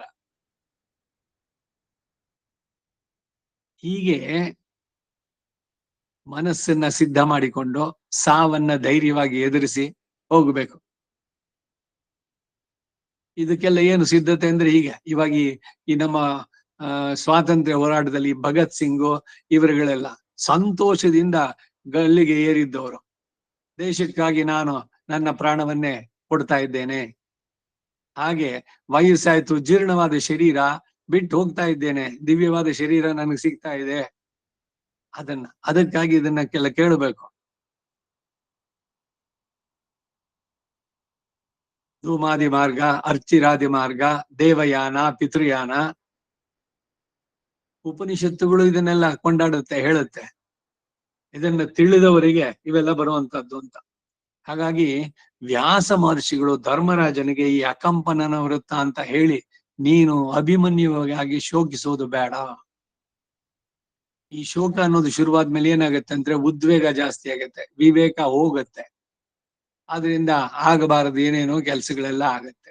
ಅದರಿಂದ ಕಂಟ್ರೋಲ್ ಯುವರ್ ಎಮೋಷನ್ಸ್. ಭಗವಂತನನ್ನ ನಂಬಿದ್ದೆ ಆದ್ರೆ ಅಹಂ ಸ್ಮರಾಮಿ ಮದ್ಭಕ್ತಂ ನಯಾಮಿ ಪರಮಾಂಗತಿಂ ಅಂತ ಅವನು ಪ್ರಾಮಿಸ್ ಮಾಡಿದ್ದಾನೆ ವರಾಹ ಚರ್ಮ ಶ್ಲೋಕದಲ್ಲಿ. ವಿನಾ ದೈನ್ಯೇನ ಜೀವನಂ ಅನಾಯಾಸೇನ ಮರಣಂ ದೇಹಿ ಮೇ ಕೃಪಯಾನಾಥ ಶರಣಾಗತ ವತ್ಸಲ. ಈ ಪ್ರಾರ್ಥನೆ ಯಾರು ಹೋದ್ರೋ ಅವರ ಬಗ್ಗೆ ಶೋಕಿಸೋದು ಬೇಡ, ಮರಿಬೇಕು, ಶೋಕವನ್ನು ಬಿಡಬೇಕು, ಉದ್ವೇಗ ಆಗಬಾರದು. ನಿಮ್ಮ ಉದ್ಧಾರದನ್ನ ನೋಡಿ. ಹೀಗೆ ಮುಂದುಗೋಣ. 55ನೇ ಅಧ್ಯಾಯ. ವ್ಯಾಸನು ಯುಧಿಷ್ಠನಿಗೆ ಷೋಡಶ ರಾಜರ ಮಹಿಮೆಯನ್ನ ಹೇಳಲಾರಂಭಿಸಿದ್ದು ಮರುತ್ತ ರಾಜನ ಚರಿತ್ರೆ. ಅಷ್ಟಮಹಿ ಸಮೇತ ಶ್ರೀ ಕೃಷ್ಣಾಯ ಪರಬ್ರಹ್ಮಣೇ ನಮಃ. ಸಂಜಯನು ಧೃತರಾಷ್ಟ್ರನ ಕುರಿತು, ಹೇ ಮಹಾರಾಜ, ಧರ್ಮರಾಜನು ವ್ಯಾಸನಿಂದ ಮೃತ್ಯುವಿನ ಉತ್ಪತ್ತಿಯನ್ನ, ಅದರ ಎಣೆಯಿಲ್ಲದ ಕಾರ್ಯಗಳನ್ನ ಕೇಳಿ ತಿರುಗಿ ಅವನನ್ನು ಕುರಿತು ಹೀಗೆಂದು ಪ್ರಶ್ನೆ ಮಾಡ್ತಾನೆ. ಹೇ ಬ್ರಹ್ಮರ್ಷೆ, ಮಹಾತ್ಮರು, ಷಟ್ಕರ್ಮಿಗಳು, ಇಂದ್ರನಿಗೆ ಎಣೆಯಾದ ಪರಾಕ್ರಮ ಉಳ್ಳವರು ಆದಂತಹ ನಮ್ಮ ಹಿಂದಿನ ಎಷ್ಟೋ ಮಂದಿ ರಾಜರ್ಷಿಗಳು ಮೃತ್ಯುವಶರಾದರಲ್ವೇ? ಅವರಲ್ಲಿ ಪ್ರಧಾನರು ಎನಿಸಿದವರು ಎಷ್ಟು ಮಂದಿ? ಅವರ ಪುಣ್ಯ ಚರಿತ್ರೆಗಳನ್ನ ನನಗೆ ತಿಳಿಸಿ ನನ್ನನ್ನು ಉತ್ಸಾಹಗೊಳಿಸಬೇಕು. ಪುರಾತನ ರಾಜರ್ಷಿಗಳು ನಡೆಸಿದ ಅದ್ಭುತ ಕರ್ಮಗಳನ್ನ, ಅವರು ಕೊಟ್ಟ ದಕ್ಷಿಣಾ ದ್ರವ್ಯಗಳ ರೀತಿಯನ್ನ ನನಗೆ ತಿಳಿಸ್ಬೇಕು. ಸಾಮಾನ್ಯವಾಗಿ ನೀವು ಪುರಾಣಗಳನ್ನ ಸರಿಯಾಗಿ ಓದಿದ್ದೆ ಆದ್ರೆ, ರಾಜನಾದವನು ಧರ್ಮದಿಂದ ರಾಜ್ಯಭಾರ ನಡೆಸಿ ಪ್ರಜೆಗಳನ್ನ ತನ್ನ ಮಕ್ಕಳಂತೆಯೇ ನೋಡಿಕೊಂಡು ಮುಂದಕ್ಕೆ ತನ್ನ ಪುತ್ರನನ್ನ ಆ ರಾಜ್ಯ ಪದವಿಗೆ ಏನೇನು ಬೇಕೋ ಅವೆಲ್ಲ ಶಿಕ್ಷಣಗಳನ್ನೆಲ್ಲ ನೀಡಿ ಅವನನ್ನ ಸಿಂಹಾಸನಕ್ಕೆ ಯುವರಾಜ ಪಟ್ಟಾಭಿಷೇಕ ಅದನ್ನ ಮಾಡದ ಮೇಲೆ ಈ ರಾಜ ಏನ್ ಮಾಡ್ತಿದ್ದ ಅಂದ್ರೆ ತನ್ನ ಹೆಂಡತಿ ಜೊತೆ ಅವನು ಸೀದಾ ಕಾಡುಗೊಟ್ಟೋಗ್ತಾ ಇದ್ದ. ಇವರು ರಾಜ ಋಷಿಗಳು ಅಂತಂದ್ರೆ ವಾನಪ್ರಸ್ಥ ಜೀವನದಲ್ಲಿ ಈ ರಾಜನಲ್ಲಿದ್ದಂತ ಭೋಗಗಳು, ಅವನಿಗಿದ್ದಂತ ಸುಪ್ಪತ್ತಿಗೆ ಅದುಗಳೆಲ್ಲದನ್ನು ಬಿಡ್ತಾ ಬಂದ. ಸೊ ವಯಸ್ಸಾದ ಮೇಲೆ ಎಲ್ಲ ಏನು ಅಂತಂದ್ರೆ ನಮ್ಮ ಬೇಡಿಕೆಗಳು, ಇವೆಲ್ಲ ವಾಂಟ್ಸ್ಗಳು, ಇದೆಲ್ಲ ಕಡಿಮೆ ಆಗ್ತಾ ಬರ್ಬೇಕು. ತಂಡುಲದ ಹಿಡಿ ಒಂದು, ತುಂಡು ಬಟ್ಟೆಯದೊಂದು, ಅಂಡಲತ ವಿದಗೀಗೋ. ವೈರಾಗ್ಯ ಅಂತಂದ್ರೆ ಹೀಗೆ, ಯಾವುದಕ್ಕೂ ಅಟ್ಯಾಚ್ಮೆಂಟ್ಸ್ ಇಲ್ಲ, ಎಲ್ಲವನ್ನು ಬಿಡ್ತಾ ಬರೋದು. ಪ್ರಾಪಂಚಿಕವಾದ ವಿಷಯಗಳಲ್ಲಿ ಅನಾಸಕ್ತಿಯನ್ನ ಬೆಳೆಸ್ಕೊಂಡಷ್ಟುವೆ ನಮಗೆ ಮೃತ್ಯು ನಮಗೆ ತುಂಬಾ ಕಷ್ಟವಾಗೋದಿಲ್ಲ ಶರೀರ ಬಿಡೋದಕ್ಕೆ. Preparation for the onward journey.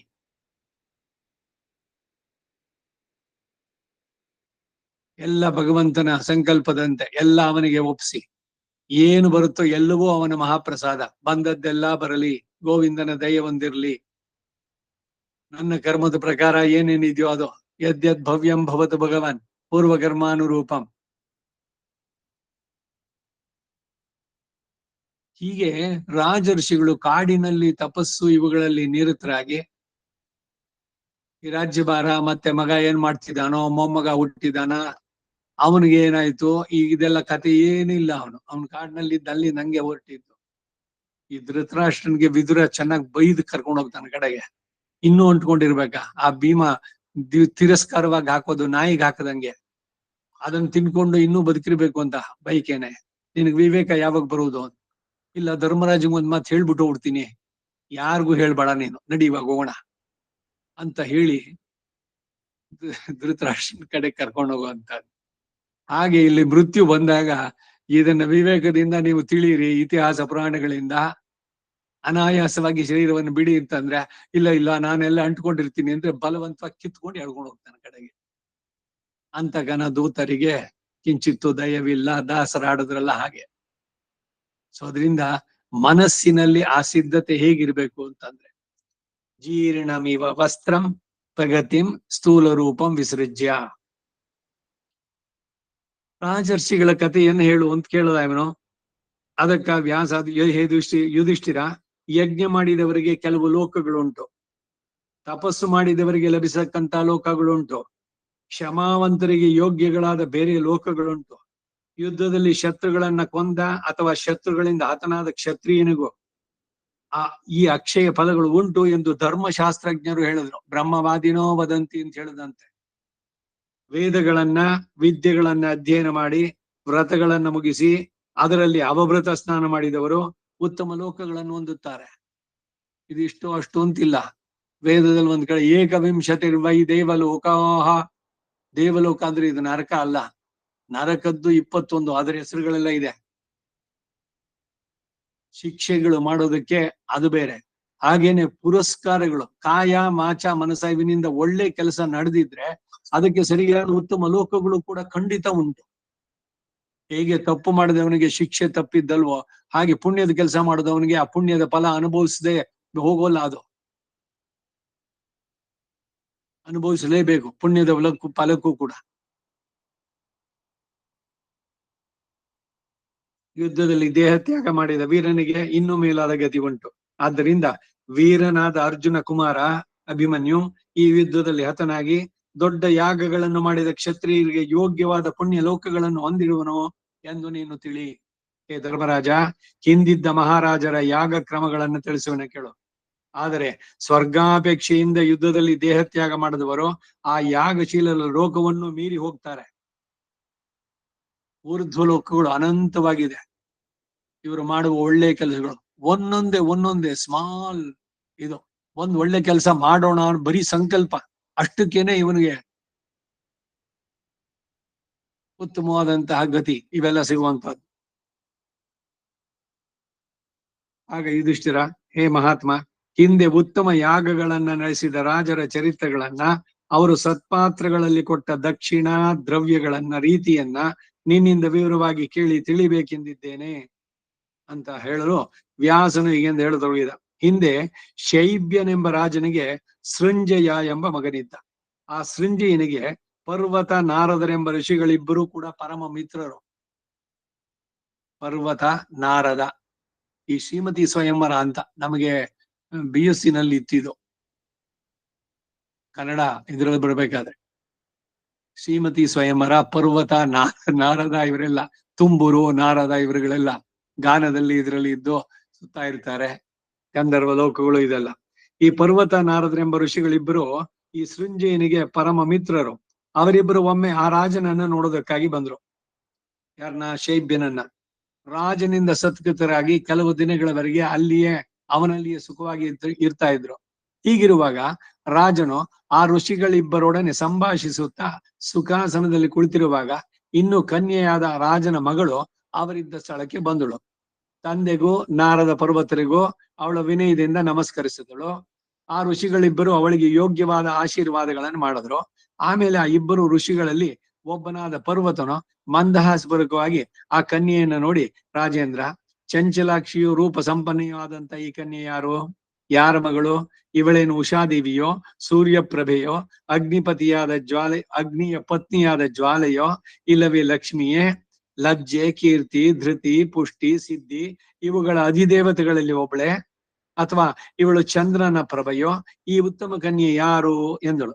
ಆಗ ಸಂಜಯ, ಹೇ ಮಹರ್ಷಿಯೇ, ಇವಳು ನನ್ನ ಮಗಳು, ಇನ್ನು ಅವಿವಾಹಿತಳು, ವಿವಾಹ ಯೋಗ್ಯವಾದ ವಯಸ್ಸಿಗೆ ಬಂದಿದ್ದಾಳೆ.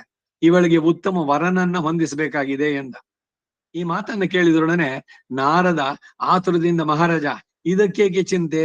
ಇವಳನ್ನ ನನಗೆ ಭಾರ್ಯೆಯನ್ನಾಗಿ ಮಾಡಿಬಿಡು. ಇವಳನ್ನ ನನಗೆ ಕೊಟ್ರೆ ಅದರಿಂದ ನಿನಗೆ ಮಹತ್ತಾದ ಶ್ರೇಯಸ್ಸುಂಟು. ನಿನ್ನ ಶ್ರೇಯಸ್ಸನ್ನು ಕೋರುವನಾದ್ರೆ ಬೇಗನೆ ಆ ಕಾರ್ಯವನ್ನ ನಡೆಸು ಎಂದ. ಒಡನೆಯ ಸಂಜಯ ಸಂತೋಷಿದ, ಮಹಾತ್ಮ, ತಮ್ಮ ಇಷ್ಟದಂತೆ ಆಗ್ಲಿ, ಈ ಕನ್ಯೆಯನ್ನು ನಿನಗೆ ಕೊಡ್ತೇನೆ ಎಂದ. ಈ ಮಾತನ್ನು ಕೇಳ್ತಾ ಇದ್ದ ಪರ್ವತನಿಗೆ ಮಹತ್ತಾದ ಆಕ್ರೋಶ ಉಂಟಾಯ್ತು. ಇದು ಬರೀ ಹೊರದೇಶಗಳ ಕಥೆನಲ್ಲಿ ಒಬ್ಬಳ ನಗುವಿಗಾಗಿ ಇಬ್ಬರು ವೀರರು ಹೊಡೆದಾಡಿ ಸತ್ರು ಅಂತ. ಇದೇನೆ ನಾವು ಓದಿದ್ದು ಅಷ್ಟೇ, ಇದೆ ಶ್ರೀಮತಿ ಸ್ವಯಂವರ ಅನ್ನೋದೇ. ಅವನು ಬ್ರಹ್ಮನನ್ನ ಕುರಿತು ಪ್ರಾರ್ಥನೆ ಮಾಡ್ತಾನೆ. ಅವಳ ಸ್ವಯಂವರದಲ್ಲಿ ಈ ನಾರದನ ಮಾತು ಇದು ಮುಖ ಕೋತಿಯಂತೆ ಕಾಣ್ಲಿ ಅಂತ ಅವನು ಕೇಳ್ತಾನೆ. ಇವನು ತಥಾಸ್ತು ಅಂದ. ಆಮೇಲೆ ಆ ಪರ್ವತ ಹೋಗ್ಬಿಟ್ಟು ಇದ್ ಮಾಡಿ ಕೇಳಿದಾಗ ಆ ನಾರದನ ಮುಖ ಕರಡಿ ತರ ಕಾಣ್ಲಿ ಅವಳಿಗೆ ಅಂತ. ನಾರದ ಇವಳನ್ನ ನಿನಗೆ ಮೊದಲೇ ನಾನು ಮನಸ್ಸಿನಿಂದ ವರಿಸಿದ್ದೇನೆ. ಆದ್ದರಿಂದ ಇವಳು ನನ್ನ ಭಾರ್ಯೆ.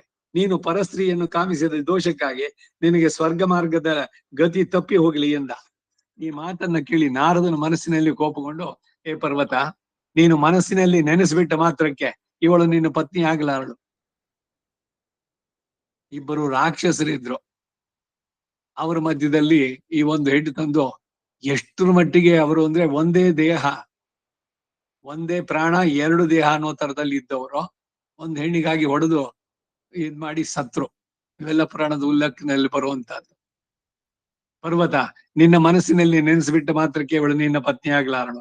ಮನಸ್ಸು, ವಾಕು, ಬುದ್ಧಿ, ಸಂಭಾಷಣೆ, ಸತ್ಯವಾಕು, ನೀರು, ಅಗ್ನಿ, ಪಾಣಿಗ್ರಹಣ, ಕಾರ್ಯ, ಮಂತ್ರಗಳು ಇವೆಲ್ಲ ಸೇರಿದಾಗಲೇ ಅದು ನಿಜವಾದ ದಾರಕ್ರಿಯೆ. ದಾರಕ್ರಿಯೆ ಅಂದ್ರೆ ಉದ್ವಾಹ, ವಿವಾಹ, ವಿಶೇಷವಾಗಿ ಹೊಂದೋದು. ವಿವಾಹಯತಿ ವಾಹಯತಿ ವಿವಾಹಯತಿ ಪ್ರವಾಹಯತಿ ಅನ್ನೋ ಆಶೀರ್ವಾದ ನಿಶ್ಚಿತಾರ್ಥದಲ್ಲಿ. ವಿವಾಹ, ಉದ್ವಾಹ, ಪರಿಣಯ ಇವೆಲ್ಲ ಬೇರೆ ಬೇರೆ ಸಮಾನಾಂತರವಾದ ಪದಗಳು. ಈ ಲಕ್ಷಣಗಳಲ್ಲಿ ಯಾವುದು ಈಗ ಪೂರ್ಣವಾಗಿ ನಡೀಲಿಲ್ಲ. ನೀನು ಮನಸ್ಸಿನಲ್ಲಿ ಇವಳನ್ನ ಭಾವಿಸಿಕೊಂಡದ್ದೊಂದು ಹೊರತು ಬೇರೆ ಯಾವುದೂ ಇಲ್ಲ. ಈ ವಿವಾಹ ವಿಧಿಗಳನ್ನ ನೀನು ತಿಳಿದಿದ್ರು ನನ್ನನ್ನು ಶಪಿಸಿದೆ ಅಲ್ವೇ? ಈ ದೋಷಕ್ಕಾಗಿ ನನ್ನನ್ನು ಬಿಟ್ಟು ನೀನು ಸ್ವರ್ಗಕ್ಕೆ ಹೋಗಬಾರದು ಎಂದು ಪ್ರತಿಶಾಪ ಕೊಟ್ಟ. ಹೀಗೆ ಆ ನಾರದ ಪರ್ವತರಿಬ್ಬರು ಒಬ್ಬರನ್ನೊಬ್ಬರು ಶಪಿಸಿಕೊಂಡು ಮುಂದೆ ಎಲ್ಲಿಗೂ ಹೋಗದೆ ಆ ರಾಜನ ಮನೆಯಲ್ಲಿ ನೆಲೆಸ್ಬಿಟ್ರು. ಸಂಜೆಯ ರಾಜನು ಕೂಡ ಮುಂದೆ ಪುತ್ರ ಸಂತಾನವನ್ನು ಬಯಸಿ ವ್ರತವನ್ನು ಹಿಡಿದು ಅನೇಕ ಬ್ರಾಹ್ಮಣರನ್ನ ಶಯನ, ಆಸನ, ಭೋಜನಾದಿ ವಿವಿಧ ಉಪಚಾರಗಳಿಂದ ತನ್ನ ಶಕ್ತಿಗೆ ಅನುಸಾರವಾಗಿ ಆರಾಧಿಸ್ತಾ ಇದ್ದ. ಬ್ರಾಹ್ಮಣರು ರಾಜನ ಪೂಜೆಗೆ ಮೆಚ್ಚಿ ನಾರದನ ಅವಳಿಗೆ ಬಂದು, ಏ ದೇವರ್ಷಿ, ನಮ್ಮ ರಾಜನು ಪುತ್ರಾರ್ಥಿಯಾಗಿರ್ತಾನೆ, ಅವನಿಗೆ ಇಷ್ಟವಾದ ಪುತ್ರನ ನೀನು ಅನುಗ್ರಹಿಸಬೇಕು ಎಂದ್ರು. ಆ ಬ್ರಾಹ್ಮಣರ ಪ್ರಾರ್ಥನೆ ಮೇಲೆ ನಾರದನು ಸಂಜೆಯ ರಾಜನನ್ನ ಕರೆದು, ಹೇ ರಾಜರ್ಷಿ, ಬ್ರಾಹ್ಮಣರೆಲ್ಲರೂ ನಿನ್ನಲ್ಲಿ ಪ್ರಸನ್ನರಾಗಿ ನಿನಗೆ ಪುತ್ರನಾಗಬೇಕೆಂದು ಕೇಳಿದ್ದಾರೆ. ಎಂತಹ ಪುತ್ರನಾಗಬೇಕು ಅನ್ನೋದು ತಿಳಿಸು, ಅದಕ್ಕೆ ತಕ್ಕ ವರವನ್ನ ನಾನು ಕೊಡ್ತೇನೆ ಎಂದ. ಆಗ ಸಂಜೆಯ ನಾರದ ಮುಂದೆ ಕೈ ಮುಗಿದು, ನನಗೆ ಒಳ್ಳೆ ಗುಣಾಢ್ಯನು, ಯಶಸ್ವಿಯು, ತೇಜಸ್ವಿಯು, ಶತ್ರು ನಿಗ್ರಹಕನೂ ಆದಂತ ಪುತ್ರನಾಗಬೇಕು. ಮತ್ತು ಆ ಮಗನ ಮಲ, ಮೂತ್ರ, ಕಫಗಳು, ಕಣ್ಣಿನ ಬೆವರು ಇವೆಲ್ಲ ಸುವರ್ಣವಾಗಬೇಕು. ಏನ್ ಪೈತ್ಯ ನೋಡಿ. ಇಂತಹ ಪುತ್ರನನ್ನ ನೀನು ನನಗೆ ಅನುಗ್ರಹಿಸಿಕೊಡ್ಬೇಕು ಎಂದ. ನಾರದ ಹಾಗೆ ಆಗಲಿ ಎಂದು ಅನುಗ್ರಹಿಸಿದ. ಅದರಂತೆ ಆ ರಾಜನಿಗೆ ನಾರದನ ಅನುಗ್ರಹದಿಂದ ಪುತ್ರನೊಬ್ಬ ಹುಟ್ಟಿದ. ಆ ಕುಮಾರನು ಅಳುವಾಗ ಕಣ್ಣಿನಿಂದ ಬಿದ್ದ ನೀರು ಕೂಡ, ಅವನ ಮಲಮೂತ್ರಗಳು, ಬೆವರು ಇವೆಲ್ಲ ಸುವರ್ಣವಾಗಿ ಕೆಳಗೆ ಬೀಳ್ತಾ ಇದ್ವು. ಇದರಿಂದ ಆ ಮಗುವಿಗೆ ಸುವರ್ಣಷ್ಠೀವಿ ಎಂದೇ ನಾಮಕರಣ ಮಾಡಿದ. ವರಪ್ರಸಾದನೆ ಲಭಿಸಿದ ಆ ಕುಮಾರನಿಂದ ರಾಜನ ಅರಮನೆಯೆಲ್ಲ ಧನ ಕನಕ ಸಮೃದ್ಧವಾಯಿತು.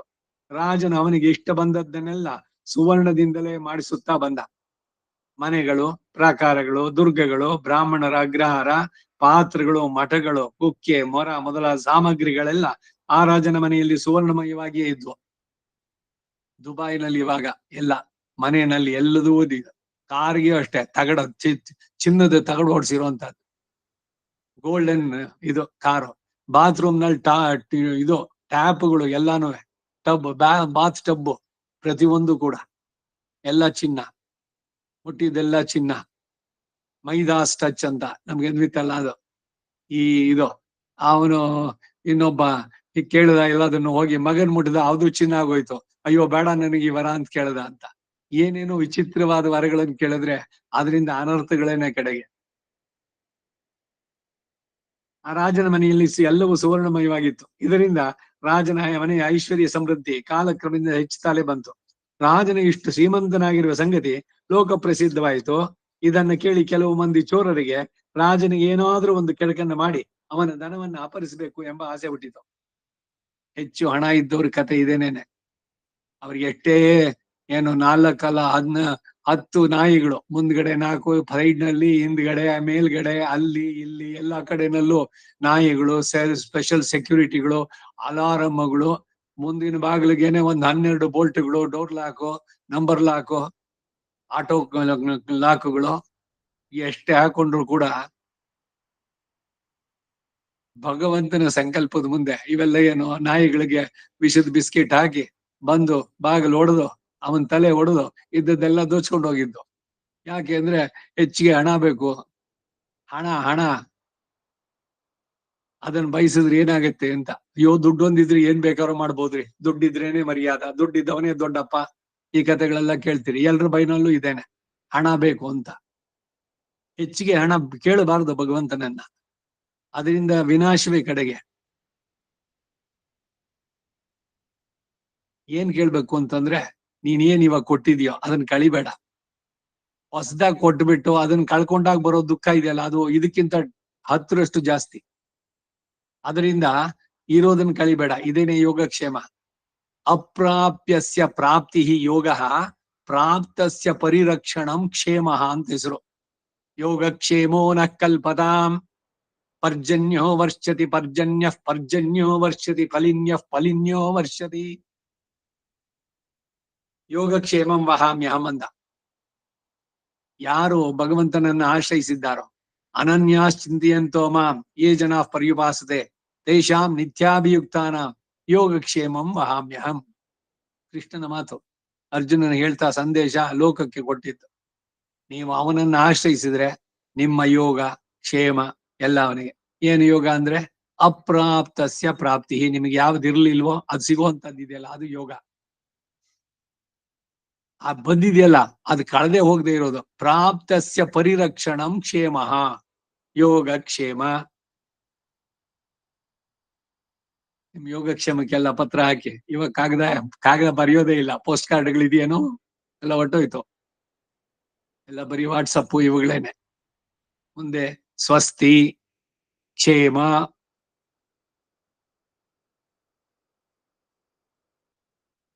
ಪೂಜ್ಯರೀಯರಾದ ತೀರ್ಥರೂಪು ಅವರುಗಳಿಗೆ ಅವರ ದಿವ್ಯ ಚರಣಗಳಲ್ಲಿ ದಾಸನು ಮಾಡುವ ಅನಂತ ಸಾಷ್ಟಾಂಗ ಪ್ರಣಾಮಗಳು ಅಥವಾ ಬೇಡುವ ಆಶೀರ್ವಾದಗಳು ಇವೆಲ್ಲ ಹಿಂದೆ ಎಲ್ಲ ಒಕ್ಕಣೆಗೆ.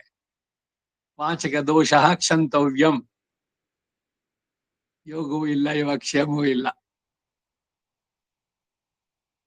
ಇರ್ಲಿ ಮುಂದಕ್ಕೊಂಡು. ಕೆಲವು ಮಂದಿ ಚೋರರಿಗೆ ರಾಜನಿಗೆ ಏನಾದ್ರೂ ಕೆಡಕ್ ಮಾಡಬೇಕು ಅಂತ, ಆಗ ಅವರಲ್ಲಿ ಕೆಲವರು ರಾಜನ ಐಶ್ವರ್ಯಾಭಿವೃದ್ಧಿಗೆ ಅವನ ಮಗನಲ್ವೇ ಕಾರಣ, ಆ ಮಗನಿಂದಲೇ ಇವನಿಗೆ ಎಷ್ಟು ಸುವರ್ಣ ಉತ್ಪನ್ನವಾಗ್ತಾ ಇರೋದು, ಅವನ ಬಂಗಾರದ ಗನಿ ಅಂತಿದ್ದಾನೆ. ನಾವೆಲ್ಲರೂ ಮೆಲ್ಲಗೆ ಆ ರಾಜಕುಮಾರನ್ನ ಅಪಹರಿಸಿಕೊಂಡು ಹೋಗೋಣ. ಈ ಶಮಂತಕಮಣಿ ಕತೆ ಕೇಳಿದಿರಿ ಎಲ್ಲ, ಈಗ ತಾನೇ ಆಯ್ತು. ಏನು, ವಿನಾಯಕ ಚತುರ್ಥಿ, ಭಾದ್ರಪದ ಶುಕ್ಲ ಚತುರ್ಥಿ, ಗಣೇಶ ಹೋಗ್ತಾ ಇದ್ದಂತೆ, ಅವನದು ಇಲಿ ಮೇಲೆ ಜಾರ್ ಬಿದ್ದ, ಅವನ ಹೊಟ್ಟೆ ಹೊಡೆದೋಯ್ತು. ಅದನ್ನ ನೋಡಿ ಚಂದ್ರ ನಕ್ಬಿಟ್ಟ ಅಂತ. ಈ ಕತೆ ಯಾವ್ದೋ ಪುರಾಣದಲ್ಲಿ ಇದೆ, ಅದ್ರ ನಿಜವಾದದ್ದೇನು ಅನ್ನೋದು ಕೂಡ ಹಿಂದೆ ಹೇಳಿದೆ ನಾನು ಬೆಳಗ್ಗೆ ಕ್ಲಾಸ್ ನಲ್ಲೋ ಅಥವಾ ಇದರಲ್ಲೋ.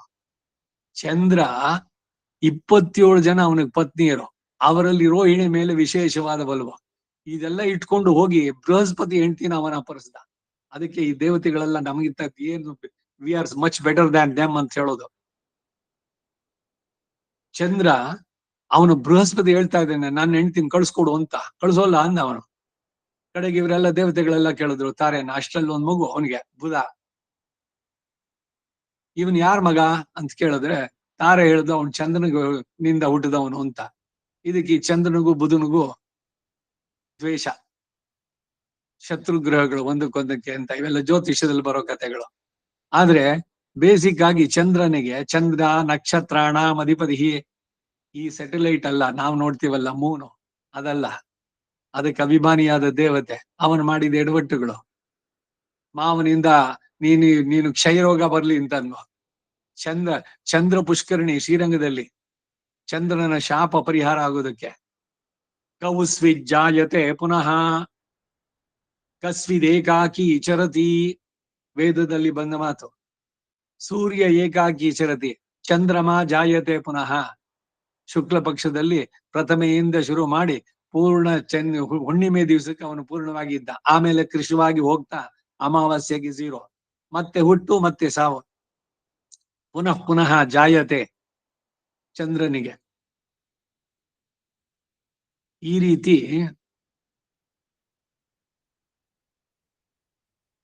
ದೇವತೆಗಳಿಗೂ ಬಿಟ್ಟಿದ್ದಲ್ಲ ಯಾವುದೋ ಈ ಸತ್ವರ ಜೋತಮ ಗುಣಗಳು. ಅದಕ್ಕಾಗೇನೆ ದೇವತೆಗಳ ಪದವಿಯನ್ನ ಬಯಸ್ಬೇಡಿ. ಇಂದ್ರ ಪದವಿ ಇದ್ರೆ ಚೆನ್ನಾಗಿರುತ್ತೆ. ಸ್ವರ್ಗಕ್ಕೆ ಅಧಿಪತಿ ಅವನು, ಎಲ್ಲ ದೇವಗಣಕ್ಕೆ. ರಂಬೆ, ಊರ್ವಶಿ ಇವರೆಲ್ಲ ಅವನ ಇದರಲ್ಲಿ ನೃತ್ಯವನ್ನ ಮಾಡ್ತಾರೆ. ಯಾರ ಜೊತೆ ಬೇಕಾದ್ರೂ ಇರ್ಬೋದು. ಎಲ್ಲ ಹುಚ್ಚುತನಗಳು. ಬ್ರಹ್ಮನಿಂದ ಹಿಡಿದು ಕೀಟ ಪರ್ಯಂತ ಎಲ್ಲರೂ ಕೂಡ ಪುನರಾವೃತ್ತಿಗೆ ಬರುವಂತವರೇನೆ. ಅವ್ರವ್ರು ಮಾಡಿದ ಒಳ್ಳೆ ಕರ್ಮ ಕಾಯ ಲೋಕಕ್ಕೆ ಹೋಗಿದ್ದಾರೆ. ಕ್ಷೀಣೆ ಪುಣ್ಯ ಮರ್ತ್ಯ ಲೋಕಂ ವಿಶಂತಿ. ಅವನು ಬ್ರಹ್ಮನಾಗಿದ್ದ, ಇಂದ್ರನಾಗಿದ್ದ, ಅವನಿಗೇನು ಅವನೇನು ತುಂಬಾ ಶ್ರೀ ವೈಷ್ಣವ ಹುಡ್ತಾನೆ ಅಂತಿಲ್ಲ, ಒಂದು ಕ್ರಿಮಿ ಆಗ್ಬಿಡ್ಬೋದು. ಎರಡು ಇದೆಯಲ್ಲೋ, ಸುಖ ದುಃಖ ಇದ್ರದಕ್ಕೆ, ಪುಣ್ಯ ಪಾಪ ಕರ್ಮಗಳು ಅವುಗಳ ಮೇಲೆ. ಸೊ ಇವರೆಲ್ಲ ಯೋಚನೆ ಮಾಡಿದ್ರು. ಈಗ ಏನ್ ಹೇಳಕ್ ಶುರು ಮಾಡಿದೆ, ಆ ಶಮಂತಕ ಮಣಿ ಪ್ರತಿದಿನ 8 ತೊಲ ಚಿನ್ನ ಕೊಡ್ತಿತ್ತು.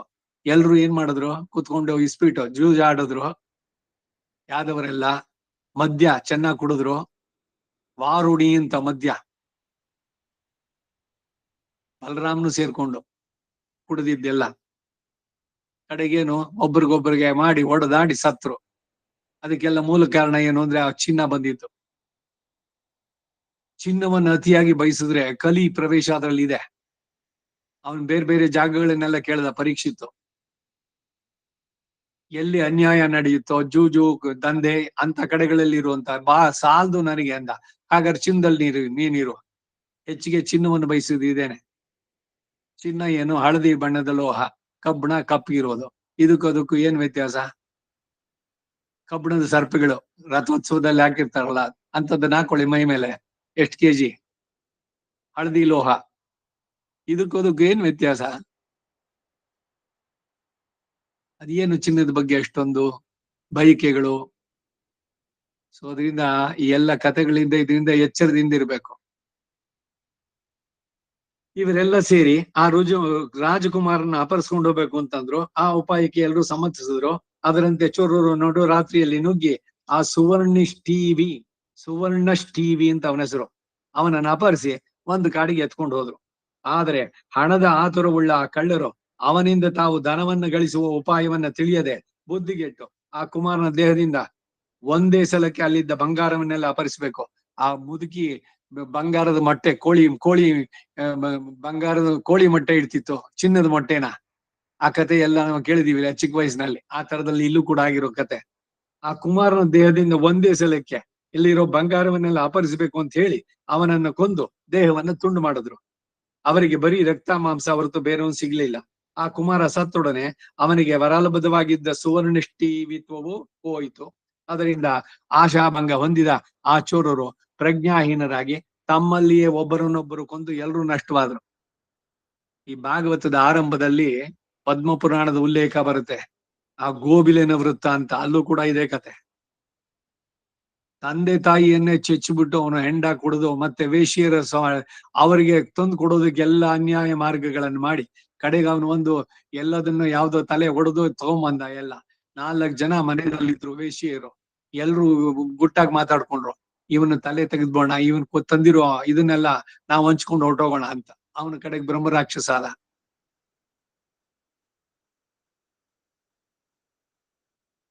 ಹೀಗೆ ಆ ಕಳ್ಳರು ಲೋಕಾದ್ಭುತ ಎನಿಸಿದಂತ ರಾಜಕುಮಾರನನ್ನ ಕೊಂದು ತಾವು ನಾಶ ಹೊಂದಿ ಆ ಪಾಪದಿಂದ ಮಹಾಘೋರವಾದ ನರಕವನ್ನು ಹೊಂದಿದ್ರು. ಇತ್ತಲಾಗಿ ಸಂಜಯ ತನಗೆ ವರಲಬ್ಧನಾದ ಪುತ್ರ ಕೈ ತಪ್ಪಿ ಹೋದದ್ದಕ್ಕಾಗಿ ಬಹಳ ಸಂಕಟಪಟ್ಟು ಕೊರಗ್ತಾ ಇದ್ದ. ಇದು ನಾರದನ ಕಿವಿಗೆ ಬಿತ್ತು. ಆಗ ನಾರದನು ರಾಜನ ಮುಂದೆ ಕಾಣಿಸಿಕೊಂಡು ಮಹಾವ್ಯಸನದಿಂದ ಪ್ರಜ್ಞೆ ತಪ್ಪಿದಂತಾಗಿ ರೋಧಿಸುತ್ತಿರುವ ರಾಜನನ್ನ ಕುರಿತು ಹೀಗೆಂದ: ಹೇ ಮಹಾರಾಜ, ನಿನ್ನ ವ್ಯಸನವನ್ನು ಬಿಡು. ಧೀಮಂತ ಎನಿಸಿದ ನೀನು ಇಂತಹ ದೈನ್ಯಕ್ಕೆ ಅವಕಾಶ ಕೊಡಬಾರದು. ದುಃಖಿಸಿದ ಮಾತ್ರಕ್ಕೆ ಸತ್ತವನು ತಿರುಗಿ ಬದುಕೋದಿಲ್ಲ. ನೀನು ಮಹಾವೀರ, ಜ್ಞಾನವೃದ್ಧ, ನಿನ್ನಂತವರಿಗೆ ಶೋಕಿಸಬಾರದು. ಈ ಲೋಕದಲ್ಲಿ ಎಲ್ಲರೂ ವಿಷಯ ಸುಖಗಳಿಂದ ತೃಪ್ತಿ ಹೊಂದದೆಯೇ ಸಾಯ್ತಕ್ಕವರು.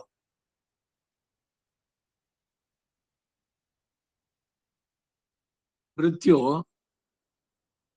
ಹೇಳ್ ಬರುತ್ತೇನೋ ನಾನ್ ಬರ್ತಾ ಇದ್ದೀನಿ ಅಂತ.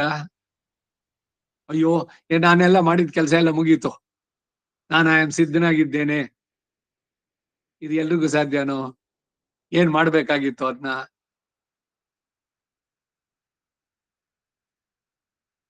ಕೃತಕೃತ್ಯಾಹ ಪ್ರತೀಕ್ಷಂತೆ ಮೃತ್ಯುನ ಪ್ರಿಯ ಅತಿಥಿಂ ಅಂತ ಒಂದು ಉಲ್ಲೇಖ, ಪುರಾಣದ ಮಾತುಗಳೇನೆ ಇದು.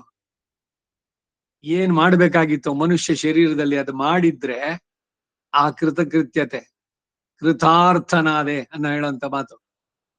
ಅವರು ಮೃತ್ಯುವನ್ನ ಪ್ರಿಯ ಅತಿಥಿಯಂತೆ ಸ್ವಾಗತಿಸ್ತಾರೆ. ಆಯ್ತು, ಮನುಷ್ಯ ಶರೀರ ಪಡೆದೆ, ಅದರಿಂದ ಸಾಗಿಸ್ಬೇಕಾದದ್ದಾಯ್ತು, ನನ್ನ ಆತ್ಮವನ್ನ ಭಗವಂತನಿಗೆ ಒಪ್ಪಿಸಿದೆ, ಈ ಉಡಲು ಉಯಿರ್ ಎರಡೂ ಕೂಡ ನಿನ್ನದೇ ಅಂತ ಹೇಳಿ ಅವನಿಗೆ ಒಪ್ಪಿಸಿ, ನೀನ್ ಇಟ್ಟಂಗೆ ಇದ್ದು ಕರೆ ಬಂದಿದ ತಕ್ಷಣ ಹೊರಡೋದಕ್ಕೆ ಸಿದ್ಧನಾಗಿ,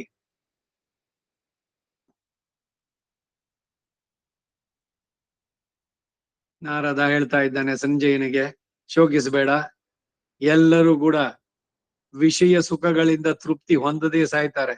ಲೋಕದ ಸ್ವಭಾವ ಇದು.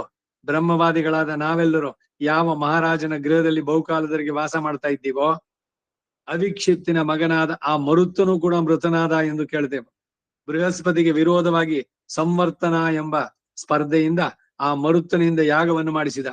ಷಡ್ಗುಣ ಪರಿಪೂರ್ಣನಾದ ಭಗವಂತನೇ ಆ ಯಾಗಕ್ಕಾಗಿ ಆ ರಾಜರ್ಷಿಗೆ ಹಿಮಾಲಯದಲ್ಲಿ ಸುವರ್ಣಮಯವಾದ ಒಂದು ಭಾಗವನ್ನೇ ದಾನ ರೂಪವಾಗಿ ಕೊಟ್ಟ. ಅವನ ಯಾಗದ ಕೊನೆಯಲ್ಲಿ ಇಂದ್ರ ಬೃಹಸ್ಪತಿಗಳನ್ನ ಮುಂದಿಟ್ಟುಕೊಂಡು ಎಲ್ಲಾ ದೇವಗಣಗಳು, ಸೃಷ್ಟಿಕರ್ತರಾದ ಪ್ರಜಾಧಿಪತಿಗಳು ಪ್ರತ್ಯಕ್ಷವಾಗಿ ಯಜ್ಞಶಾಲೆಗೆ ಬಂದಿದ್ರು. ಅವನ ಯಜ್ಞ ಸಾಮಗ್ರಿಗಳೆಲ್ಲ ಕೇವಲ ಸುವರ್ಣಮಯವಾಗಿಯೇ ಇತ್ತು. ಬ್ರಾಹ್ಮಣ ಸಮಾರಾಧನೆಗಾಗಿ ಆ ಮರುತ್ತು ರಾಜನು ಆಗಾಗ ಮನಸ್ಸಿನಲ್ಲಿ ಬಯಸಿದ ಹಾಗೆ ಹಾಲು, ಮೊಸರು, ತುಪ್ಪ, ಜೇನು ಮುಂತಾದ ಭಕ್ಷ್ಯ ಭೋಜ್ಯಗಳೆಲ್ಲ ಬದುಕ್ತಾ ಇದ್ವು. ಅನ್ನಾರ್ಥಿಗಳಾಗಿ ಬಂದ ಬ್ರಾಹ್ಮಣರೆಲ್ಲ ಯಥೇಷ್ಟವಾಗಿ ಭುಜಿಸಿ ತೃಪ್ತರಾದ್ರು. ಆ ಯಜ್ಞದಲ್ಲಿ ಕಳೆದಿದ್ದ ವೇದ ಪಾರಂಗತರಾದ ಬ್ರಾಹ್ಮಣರು ಅವರವರು ಕೋರಿದ ವಸ್ತ್ರ ಆಭರಣಗಳೆಲ್ಲ ಪಡೆದು ಸಂತುಷ್ಟರಾದ್ರು. ಆ ಬ್ರಾಹ್ಮಣರು ಕೋರಿದ ವಸ್ತುಗಳು ತಾವಾಗಿ ಬಂದು ಒದಗ್ತಾ ಇದ್ವು. ಆ ರಾಜನ ಗೃಹದಲ್ಲಿ ದೇವತೆಗಳ ಅನ್ನವನ್ನು ಬಡಿಸಿದ್ರು. ವಿಶ್ವೇ ದೇವತೆಗಳಲ್ಲಿ ಸಭಿಕರಾಗಿದ್ರು. ಆ ರಾಜನ ಆಳ್ವಿಕೆಯಲ್ಲಿ ಕಾಲ ಕಾಲಕ್ಕೆ ಮಳೆಯಾಗಿ ಭೂಮಿ ಎಲ್ಲ ಸಸ್ಯ ಸಮೃದ್ಧವಾಗಿತ್ತು. ಆ ರಾಜನ ಅನೇಕ ಯಜ್ಞಗಳಲ್ಲಿ ಹವಿಸ್ಸುಗಳಿಂದ ದೇವತೆಗಳನ್ನ, ಋಷಿಗಳನ್ನ, ಪಿತೃಗಳನ್ನ ತೃಪ್ತಿಗೊಳಿಸಿದ. ಪ್ರಜೆಗಳೆಲ್ಲರೂ ಸುಖಿಗಳಾಗಿದ್ರು. ಬ್ರಹ್ಮಚರ್ಯ, ವೇದಾಧ್ಯಯನ, ದಾನ ಮುಂತಾದವುಗಳಿಂದ ಯಾವಾಗಲೂ ಆ ರಾಜನು ದೇವತೆಗಳನ್ನು ಸಂತೋಷಗೊಳಿಸ್ತಾ ಇದ್ದ. ಬ್ರಾಹ್ಮಣರಿಗೆ ಅವರವರು ಕೋರಿದಂತೆ ಕೊಡ್ತಾ ಇದ್ದ. ಹೀಗೆ ಪ್ರಜೆಗಳನ್ನ ಕ್ಷೇಮದಿಂದಿರಿಸಿ ಆ ಮರುತ್ತು ರಾಜನು ಇಂದ್ರನಿಂದ ಮನಸ್ಸಿನಲ್ಲಿ ಸ್ಮರಿಸಲ್ಪಟ್ಟ ಕೂಡಲೇ ಅತ್ಯಂತ ಪುಣ್ಯಶಾಲಿಗಳಿಗೆ ಲಭಿಸತಕ್ಕಂತಹ ಅಕ್ಷಯ ಲೋಕಗಳನ್ನು ಹೊಂದಿದ. ಆ ಮರುತ್ತು ರಾಜನ ತನ್ನ ಎಲ್ಲ ಮಂತ್ರಿ ಪುರೋಹಿತ ಪರಿಚಾರಕರೊಡನೆಯೋ ಬಂಧು ಮಿತ್ರನೆಯೋ ಕೂಡಿ 1,000 ವರ್ಷಗಳವರೆಗೆ ಯುವಕನಾಗಿಯೇ ಇದ್ದು ರಾಜ್ಯಭಾರವನ್ನು ನಡೆಸಿದ. ಧರ್ಮ, ಜ್ಞಾನ, ವೈರಾಗ್ಯ, ಐಶ್ವರ್ಯಗಳು ಎಂಬ 4 ಗುಣಗಳಲ್ಲಿಯೂ ನಿನಗಿಂತಲೂ ಮೇಲೆನಿಸಿಕೊಂಡಂತಹ ಆ ಮರುತ್ತನೇ ಕಾಲಾಧೀನನಾದ. ಅವನು ನಿನ್ನ ಮಗನಿಗಿಂತಲೂ ಎಷ್ಟೋ ಮೇಲಾದವನು. ನಿನ್ನ ಮಗನು ಇನ್ನೂ ಯಜ್ಞ ಮಾಡಿದವನಲ್ಲ, ದಕ್ಷಿಣೆಯನ್ನು ಕೊಟ್ಟವನಲ್ಲ. ಅಂತವನಿಗಾಗಿ ನೀನು ಶೋಕಿಸೋದು ಅಂದ್ರೆ ಏನು? ಹೇ ಶ್ವೇತಪುತ್ರ ಸಂಜಯ, ಶ್ವೇತಪುತ್ರ, ಶೈಬ್ಯನ ಪುತ್ರ ಇವನು.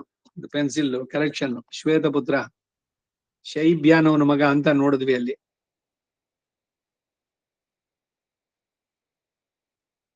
ನಿನ್ನ ದುಃಖವನ್ನು ಬಿಡು ಎಂದು ನಾರದ ಅವನಿಗೆ ಸಮಾಧಾನ ಮಾಡಿದ.